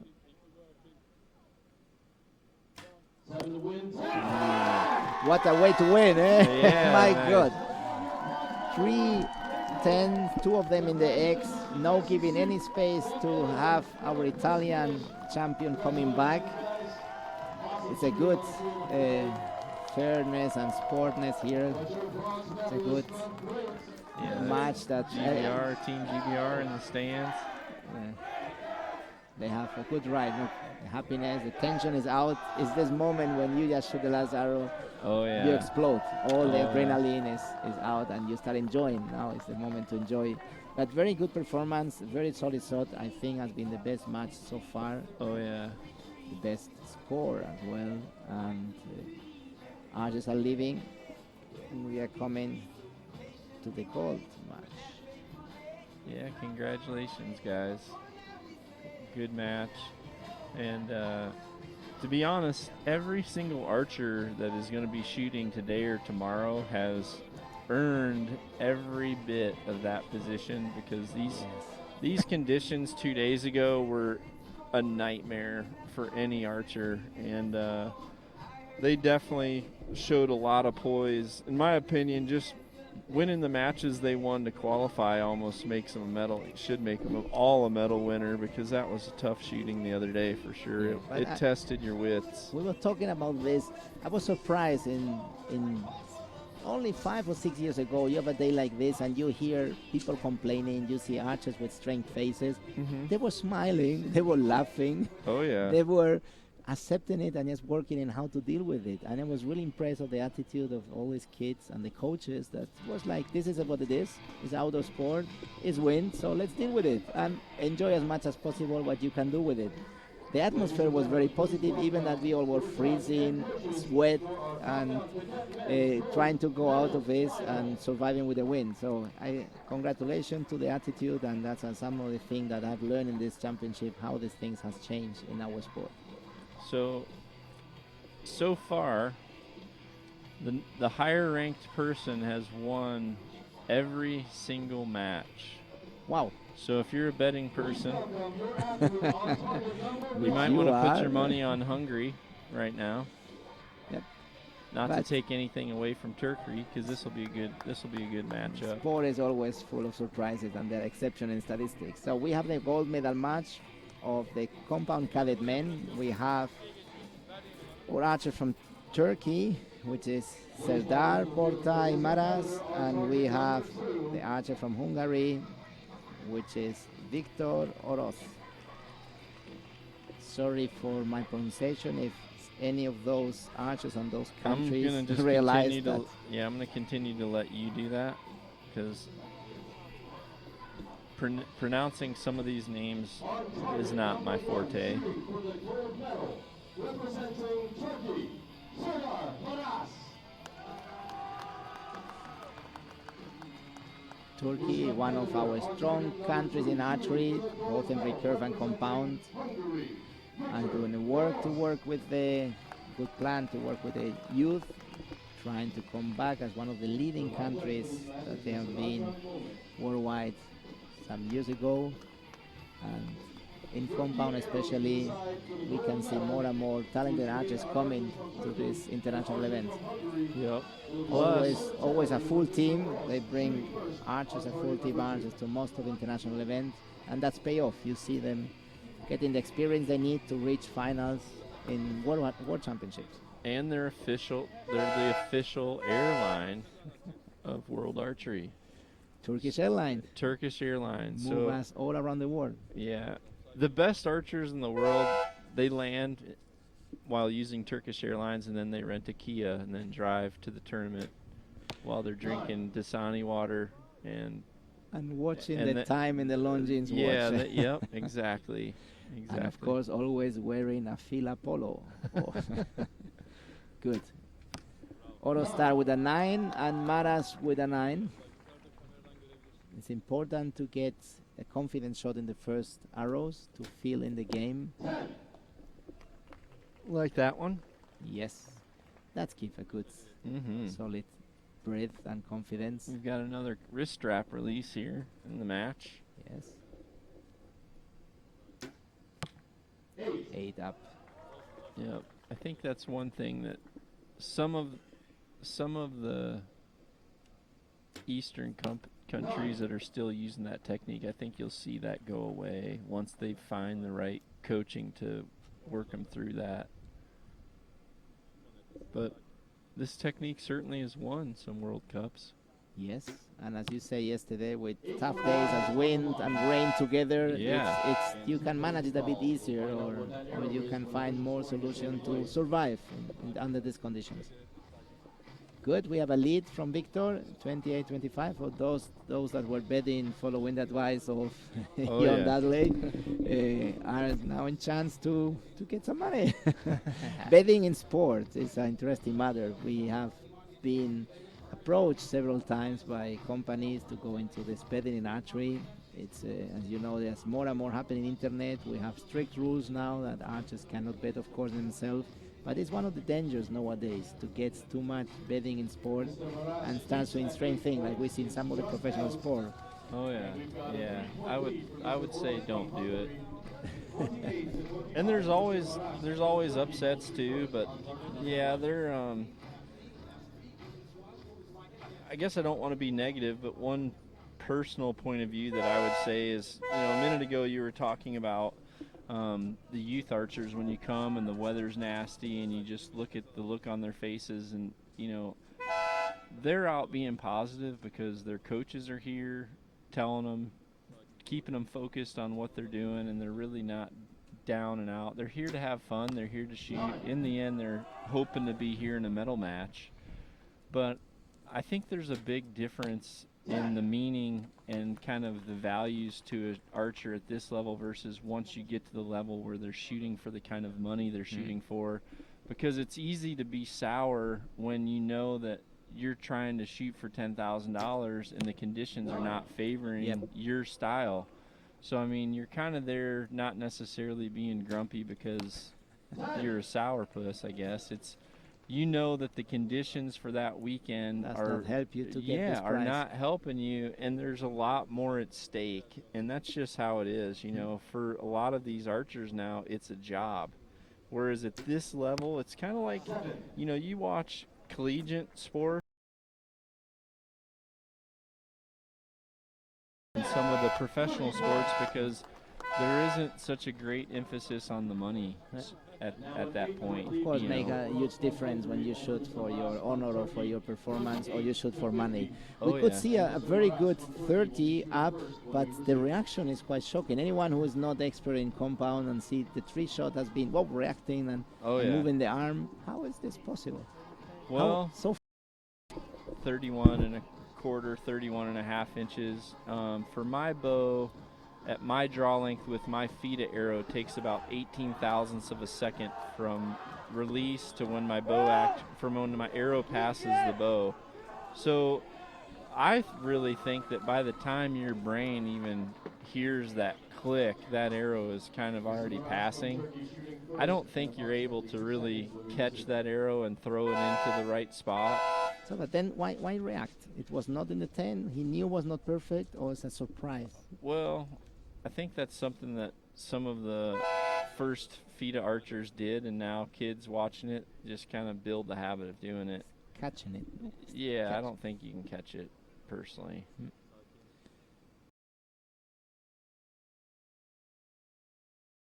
He was going through the... He didn't come out away from his face. Yes, this reaction.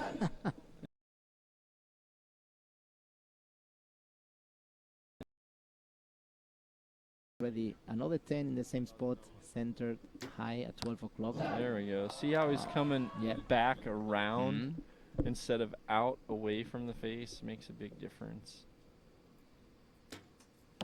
9. Yeah, that's part of his, that's like part of his just a habit. It is not dangerous that progress and go becoming a problem, or you think? I would think it could translate into a problem. I'd like, there we go, good 30. 10, 10, 10 in a good horizontal line.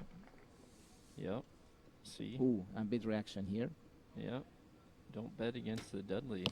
Ha ha ha ha ha. There we go. Yep, we could see he has a little reaction, came back on full draw. And then it's difficult when you have this kind of surprise and reaction and come back and make a clean shot. It's one thing when, it's one thing when you're making reactions because you have a bad shot, but you're doing it 3 times in a row, then I think what's going to end up happening is one of these days he's going to end up kind of collapsing a little bit first, creeping, and then hitting the trigger, and he's going to send an arrow high, and he's not going to like it. So, Serdar took now a 30, come back with 2 more points against Victor, but it's still 6 points. He built very well in the first end.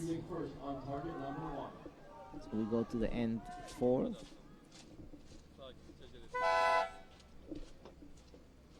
Of course, Serdar need to keep giving pressure, to keep going. He just needs to step up here and shoot how he shot to get here, and how he shot before, like this. There we go. Yep. Bow arm quiet, very Sometimes relaxed. it just, that first end makes a big difference. You have to come out and have your nerves together.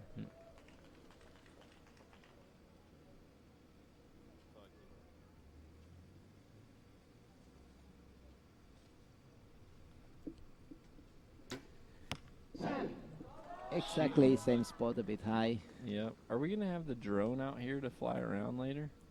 Yes, I don't know when, but yes, we'll have a drone to get the view of the field of play from the top, a bird view. Yes. The wind is definitely picking up now. We definitely have a bit of a switching breeze. Yeah.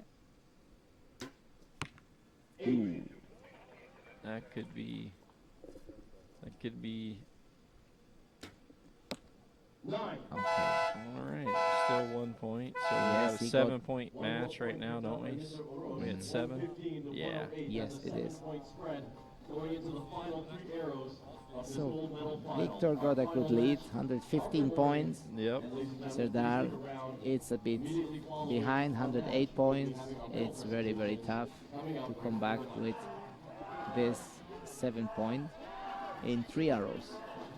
Really, something dramatic need to happen to come back to, but everything is possible. All depends of how.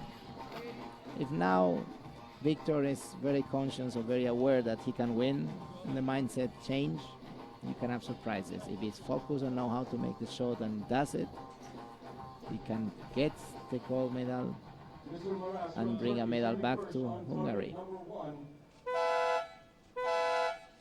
He's got 7 points to make up in this.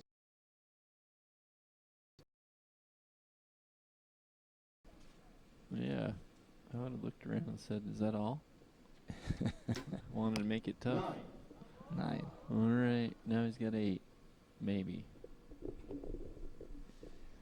We don't wish anyone to miss, so No, we want them I to do. make the good one. There we Excellent. go. That's a good one. At Yep. 10. So we're to 8 now.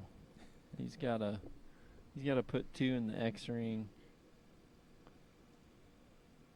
But starting out with the first end the way that he did is just really tough to come back from. Yep. That's just the reality. It is, especially when you have an opponent so consistent like he is.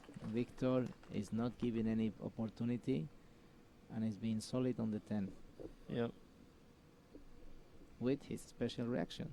Yeah, and it's For a recurve. perfect example of why we shouldn't have betting in archery. Because if you would have went with the odds, you wouldn't have got it. Look, Nice fantastic finish. ending, fantastic finish. There we go. Yeah, he got it. Congratulations, buddy. He got it well done. Good performance. He's taking out all the pressure. He's breathing out. He took out a big weight he has inside him.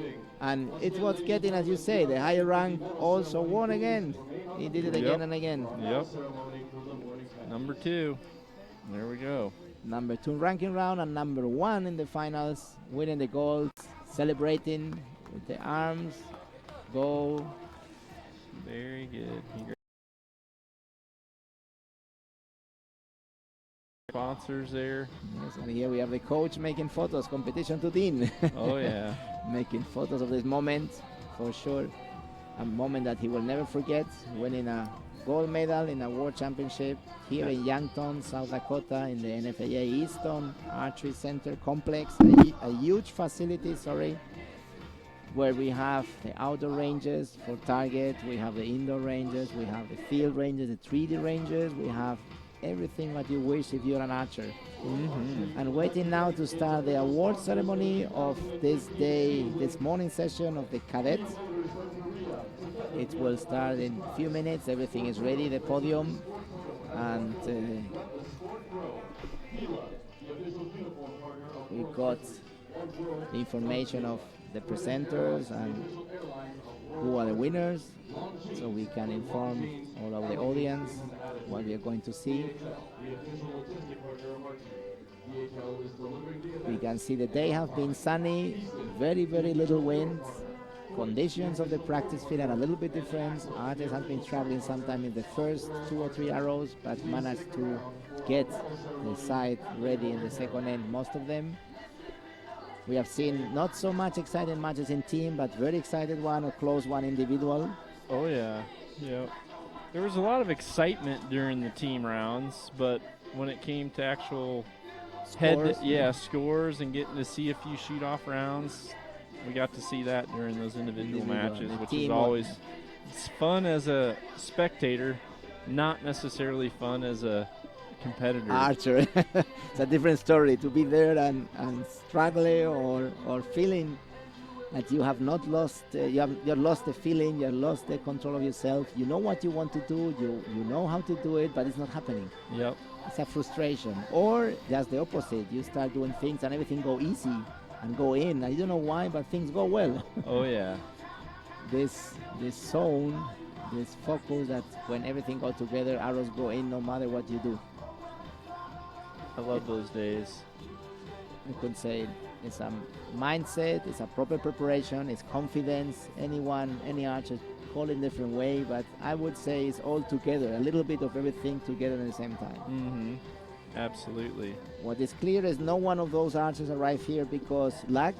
They have worked hard, they have a great talent, they have coaches behind, they have parents supporting, they have sponsors, they have friends. Definitely have to give take our hats off to the families, because it's a big commitment. You know, a lot of these teams don't have full funding to come here, so that falls into the parents and Let's the say families' most of hands. the team don't have it. Yeah. So thanks, parents, for letting your kids come and trusting them with the teams. And I think especially for those of you who just got to witness your kid win a medal, congratulations again, and thanks for supporting archery. I used to call the parents of my archers the sponsors. When they come, say, "Good morning, sponsor." They are really sponsoring. They're paying the trade, they're paying the equipment, they're paying with time to drive them to the range, to the field. And there's a lot of commitment from parents. And of course, parents do what is necessary for making the kids happy and to get them a good future. And going to a top level in any sport is a good educational tool, and it's a good way that learn what life is about. Oh yeah. Well, this is such an awesome environment to be able to be at this age and be able to come out and shoot for a medal here with this type of format, with this type of presentation. I mean, this could be the last time they ever get to go out and see something like this. Yep. So this is quite the opportunity. Got some cowgirls coming out here for a medal presentation. Yes, we are starting the award ceremony. The first one with a compound cadet woman team. And the medals will be presented by Tom Dillon, Secretary General of World Archery. And the Bisons, the mascot, they're given by Greg Easton, President of the Easton Foundation. Easton Foundation, who has done a lot of support and help and have made possible that we have centers like this around the United States. We see here the Easton Foundation Archery Center logo. And the official mascot of Yankton. Bison, the Bruce, Bison. Bruce the Bison. Yeah. Correct. Is that Bruce in there? No, it's not. But the name, let's say Bruce is inside of any of the staff here a little bit. It has been a good team. They have worked like a team, and they have been delivering a fantastic World Championship that all participants appreciate. Congratulations, Australia.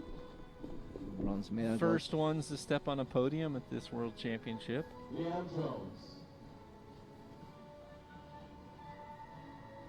Cool medals, got the purple. I like that. When we change our logo, we use them for the medals. That's a special design, and the previous one were nice, but were a little bit small, so we tried to do it a bit bigger.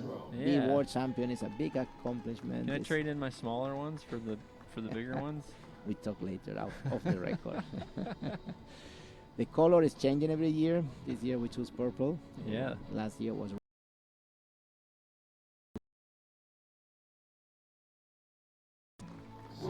very popular animal in this part of the United States, in South Dakota. The silver is Mexico. Strong tradition in compounds. Very, very good women, compound women archers. Very good. Congratulations, Mexico. Don't forget my cervezas when I see all my friends again. You're trying to get your fee paid by beers. Well, but it's true that it's a good beer in Mexico. Yeah, they have some especially good when ones. it's a hot day. I like a margarita with no salt. We are with kids. Let's talk about alcohol and go back to the award ceremony. No problem. USA. Heck yeah. Yes. Here we go, bringing up the red, white, and blue. Congratulations, ladies.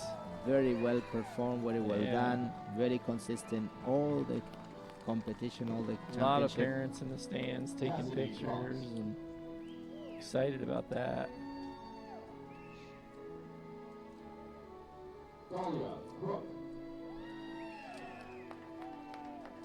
So now they're carrying the responsibility of compound archery USA all around the world in future. Whenever we look to recurve, we recognize Korea as one of the top countries, and whenever we talk about compound, Oh yeah. USA is the country to lead. So they have a responsibility from now on to keep Heck. this like that. Yep, they do. They do.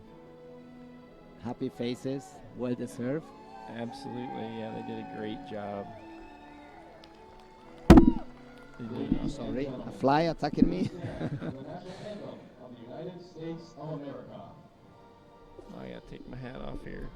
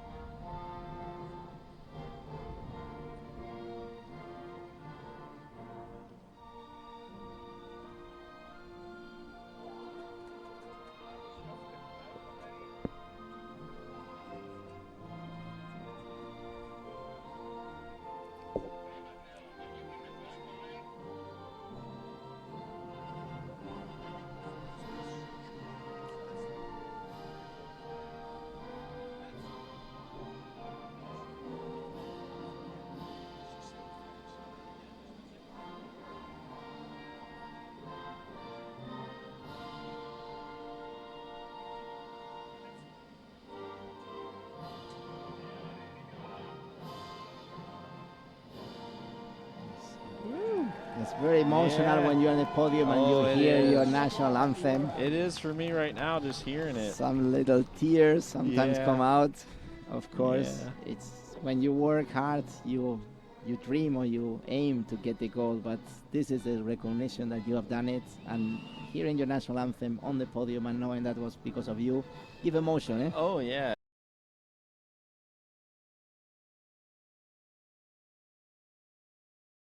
Representing your homeland. So yeah, that's always an awesome feeling. I always admire how proud you all are from your flag, from your values of the country. It's something I really, really like that you feel. Heck yeah, I love that flag. Yes. There's a lot of cool flags, but I definitely like that one. But I'm biased, so.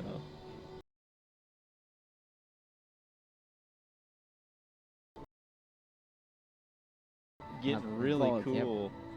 You got to see Australia's jerseys. They had a great looking uniform there, and there's a lot of cool ones. You Yes. talked about Great Britain's earlier, so it's kind of neat to see the better.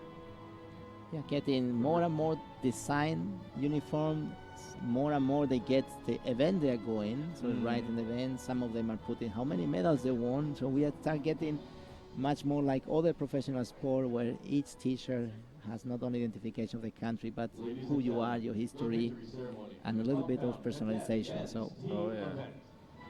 we go to the next award ceremony, which is Compound Cadet Men, which we will have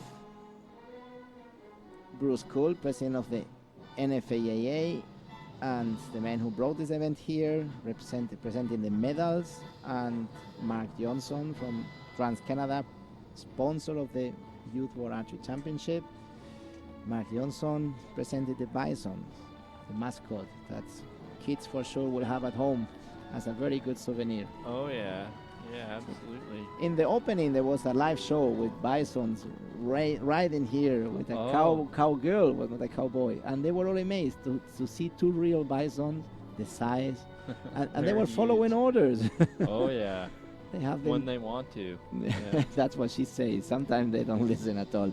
But it was amazing seeing all these kids enjoying the bison, making photos afterwards. They kept them there for an hour. And it's really identification where we are in South Dakota, which was a land full of bisons. Oh yeah. Trans-Canada, proud sponsor of the 2015 World Archery Youth Championships. Bronze medal, the team from Turkey.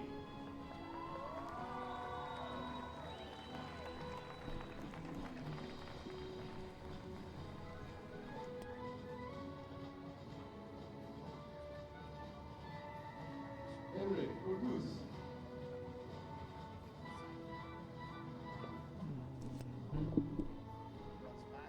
Yeah, phenomenal Yes. morning for Team USA, though. Yes. It was And a very good day.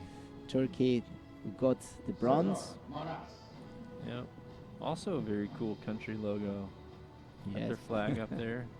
A nice flag that we see quite often in our World Cup, of course, in Antalya. Mhm. And Turkish archers are very common in finals in our events. But it's good to see that the youth are coming strong and want to not only be in finals but also win medals.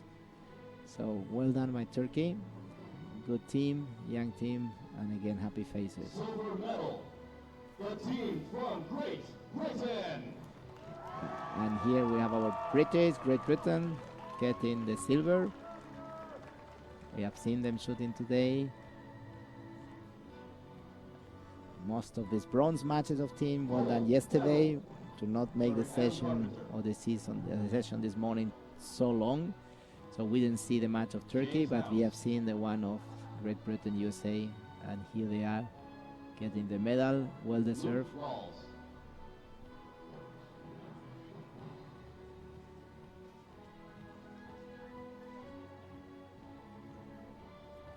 We want to make sure that the cap with the sponsor logos are well placed, Oh, like yeah. in Formula One.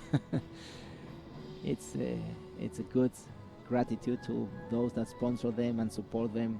Oh yeah, you have to have it. You have to have it. Actually, Lancaster Archery is a sponsor to this event here, and supplied a lot of the archers with stuff. Congratulations, USA boys. Yep. The second gold medal of today in this order. First was the girl cadet, and now we have the boys cadet getting the gold with this medals designed with the World Archery logo.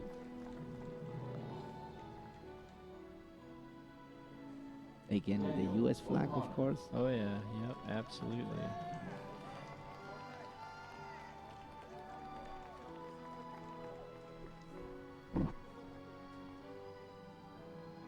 Get the bison. Bruce the bison in the hand of the champions.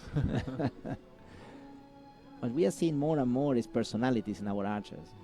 Many years ago, there was not so much personality. That you were one of the first I saw with a lot of personality in the field of play. But let's say it's good for the sport. Yeah, oh yeah. Let's enjoy the national anthem of US again. Absolutely. Might as well stay standing here.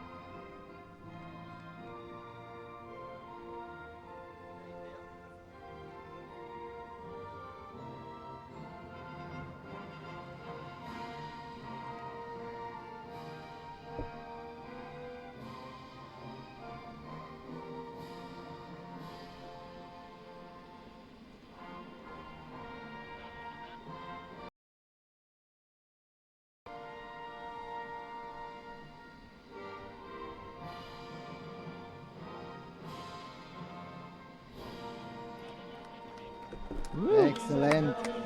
Well deserved. Very well deserved. We have Yeah. seen the flags that are produced electronically in the video board of the venue, so the athletes in the podium can see the video wall and the flags. Mm-hmm. We are not using natural flags, let's call it. We use electronic flags in this video board we can see right now, displayed, so artists and the audience can see the flag as we do here in the production. Oh yeah. The junior men's will be shooting for gold this afternoon too for Team USA. Correct.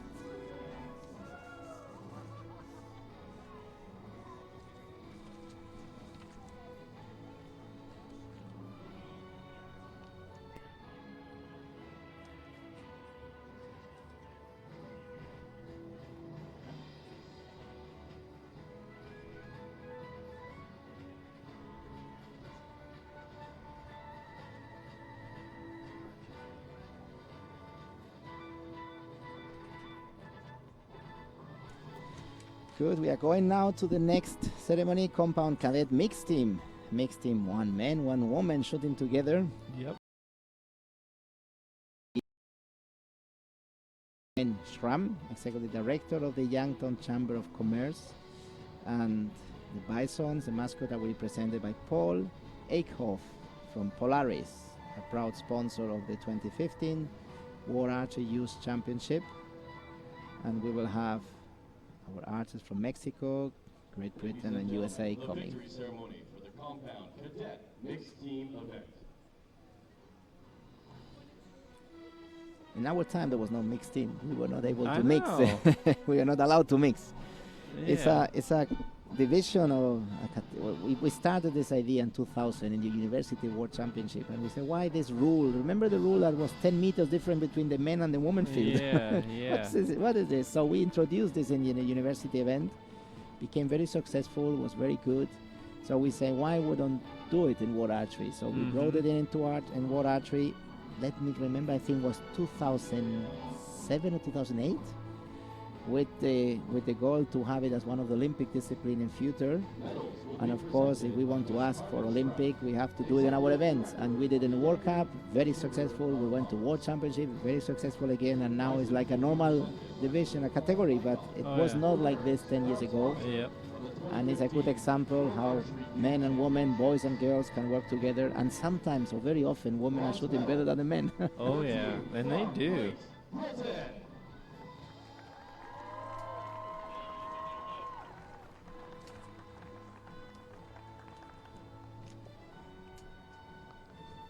Lucy Mason. Good. So we have in the bronze,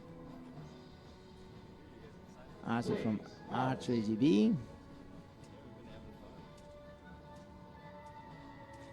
Lucy Mason and James House. Yeah, that was a great match between USA and Mexico. It came down to that pretty much shoot off, you know. Yep. It's a great presentation of the podium boxes with the Easton Foundation Archery Center logo on the building there. And They have done a lot to make this happen. They really are supporting all what's archery growing and all the tools to grow archery, not only with sponsoring archers with the arrows, but also helping in centers like this to grow and to get what is needed to make our sport bigger. So yes, a big recognition to the Eastern Foundation absolutely. and what they do I've for the been to sport. several of them, as you know, and you and I have met at different ones Yes. and done clinics and stuff, and just to be able to go there. And I know, like in Spain, you go there and the amount of kids that are there, it gives them something super positive to do after school. As soon as school's out, here they all come, and Yep. that's the kind of thing that we need more and more of. The silver one was from US, Dalia Kroc and Dana Johnson. Congratulations, Mexico. And now we go to the gold, Mexico, Maria Fernanda Garza Espinosa y Cecilio Quevedo. I have no problem to pronounce that one. Yeah, you're perfect for that. That was easy for me. Well deserved, I think. Was the first medal that was not gold for US today. It was silver, but silver is not losing, it's winning. Heck yeah. Getting silver, I'm sure They've will. got some nice new uniforms too, Yes. Team Mexico. I'm sure every one of those signed before shooting to get there. When you're there, say, a bit more, I would have been in a high position, but well deserved. Mexico did a great match. Ladies and gentlemen, please stand for the national anthem. And we will go to the Mexican national anthem.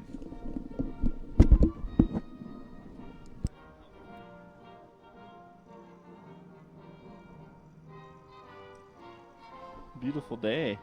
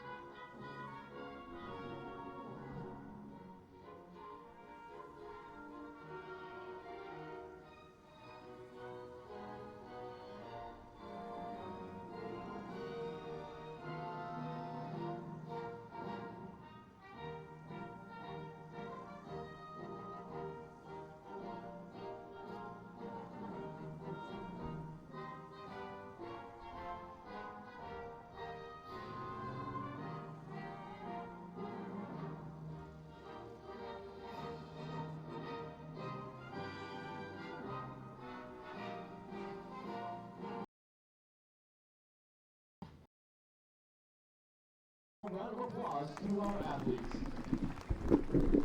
All right, we're back. I don't know if I was on a minute ago. I might not have hit my button the right way. No, was good, was good.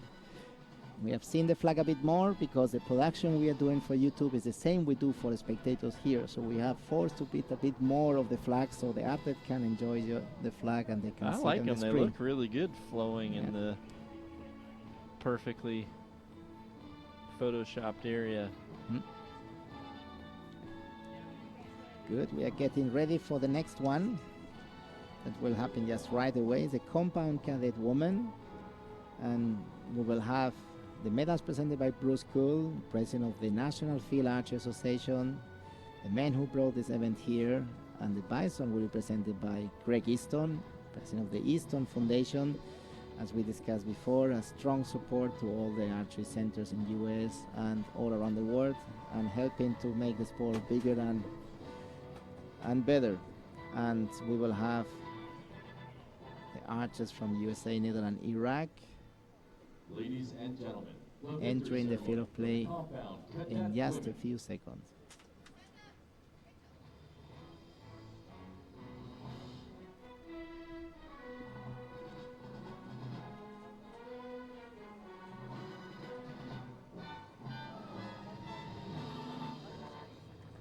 Congratulations, ladies. Congratulations to Iraq. She's excited to be wearing that flag right now. I can promise you that. Very much, and I'm sure all the archers in Iraq are enjoying this moment with her. It's a historical moment, Iraq winning a gold medal in the Youth World Championship. Yeah, absolutely. Will be presented by Mr. Bruce Cull, president of the National Field Archery Association. Bisons will be presented by Mr. Greg Easton, president of the Easton Foundations. Bronze medal, representing the United States of America, Talia Crook. Dalia Crook getting the Good bronze shooting from today, the girl. US. Yes, She shot great. Made a big comeback, too. it's so good to see smiley faces, eh? On a sunny day like this, it's hard not to be smiling.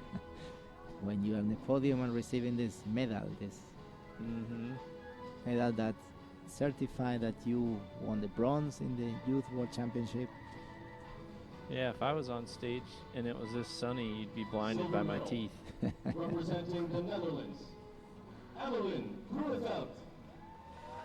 We have Evelyn Kronveld, which we saw before today in a match from the Netherlands, receiving the silver medal. It matches her hair. See? Yeah. Got the purple hair. Got the And we have the purple. cowgirl as medals and mascot presenters.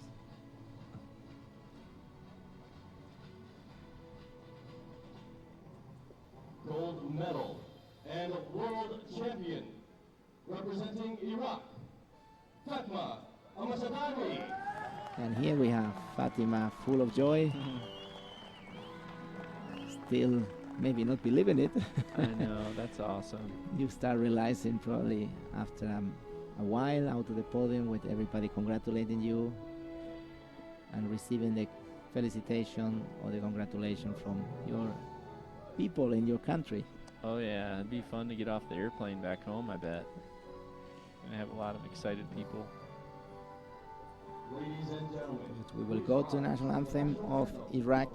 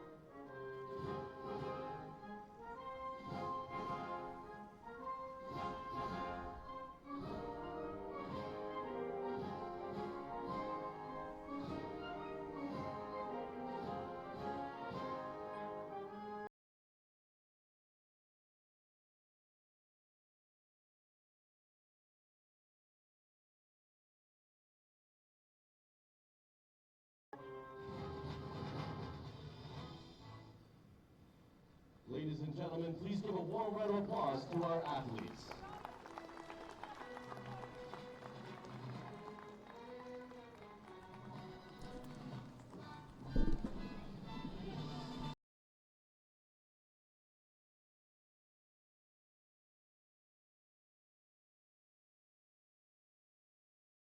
We have seen. We have the first time we hear it in World Archery, and quite interesting. Yesterday we were making sure that we have all the national anthem, realizing that there was a new anthem after after the change of regime in Iraq, and that was a national anthem chosen by the U.S. with Iraqi new government.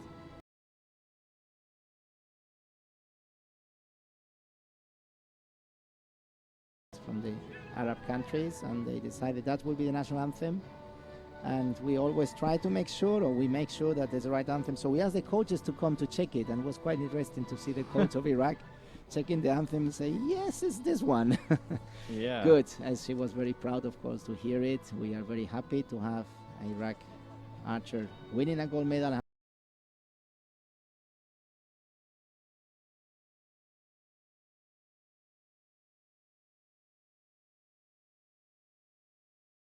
The archers to get a gold medal in a World Championships. Yeah, they're for sure. There's so much growth all around the country, and I know when I started traveling around and trying to help different teams and different organizations, there was just such a difference in equipment and education, and it's internet, I guess. Information through internet, and in archery it's very important that have images, and all what we do on YouTube helps to that. We go to the next award ceremony, which is compound cadet men. We will have the medal presented by Mark Johnson from Trans-Canada, proud sponsor of this Youth World Championship. And we have archers from Great Britain, Turkey, Hungary, James House, Serdar Bortay Maras, and Victor Oroz, matches that we have seen here. And let's enjoy how the ceremony will go. oh yeah. Polaris, proud sponsor of the 2015 World Archery Youth Championships. Bronze medal, representing Great Britain, James House. You were right, it's House. Ah, James House enjoying a step to the podium.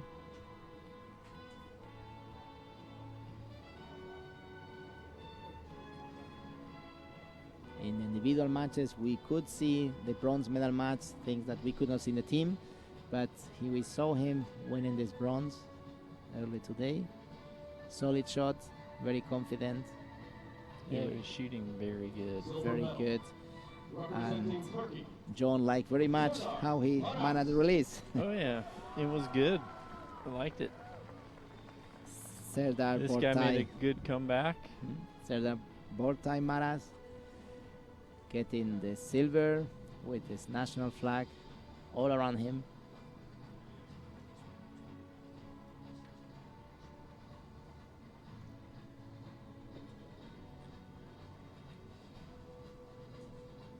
And Gold medal, we are going to and welcome world champion, representing the winner. Hungary, Victor Oroz.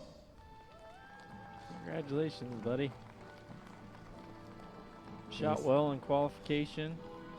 very well and has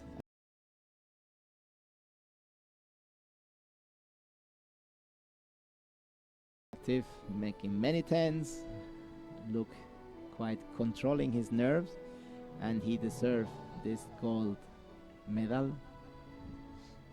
Yeah, And- he did a great job. And the Bisons as mascots, Bruce the Bisons, and we will listen to the national anthem of Hungary.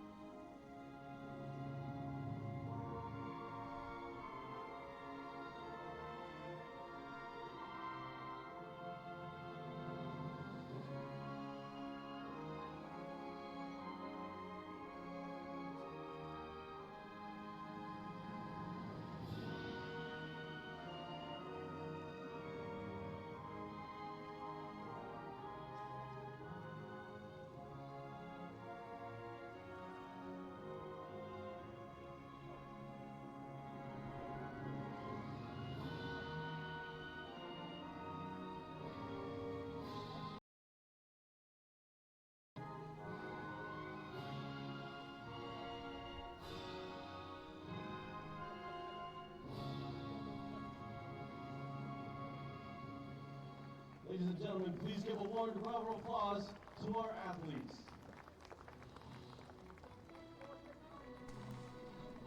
I've seen here the national anthem, the flag from Hungary. For sure, they're very happy back home with this well-deserved medal. Great future in front of Victor. 3 archers together. Not be different when you are in the podium, enjoying this moment. And of course, let's go for the selfie. Here we go. Yes, selfie, us in the podium, the bison, and now please send it to me. I want to have it. Ladies and gentlemen, thank you for coming out for this morning session for the Cadet compounds. Please join us in approximately 1.5 hours at And 1400, that's 2 o'clock. with this, we are finishing the morning session.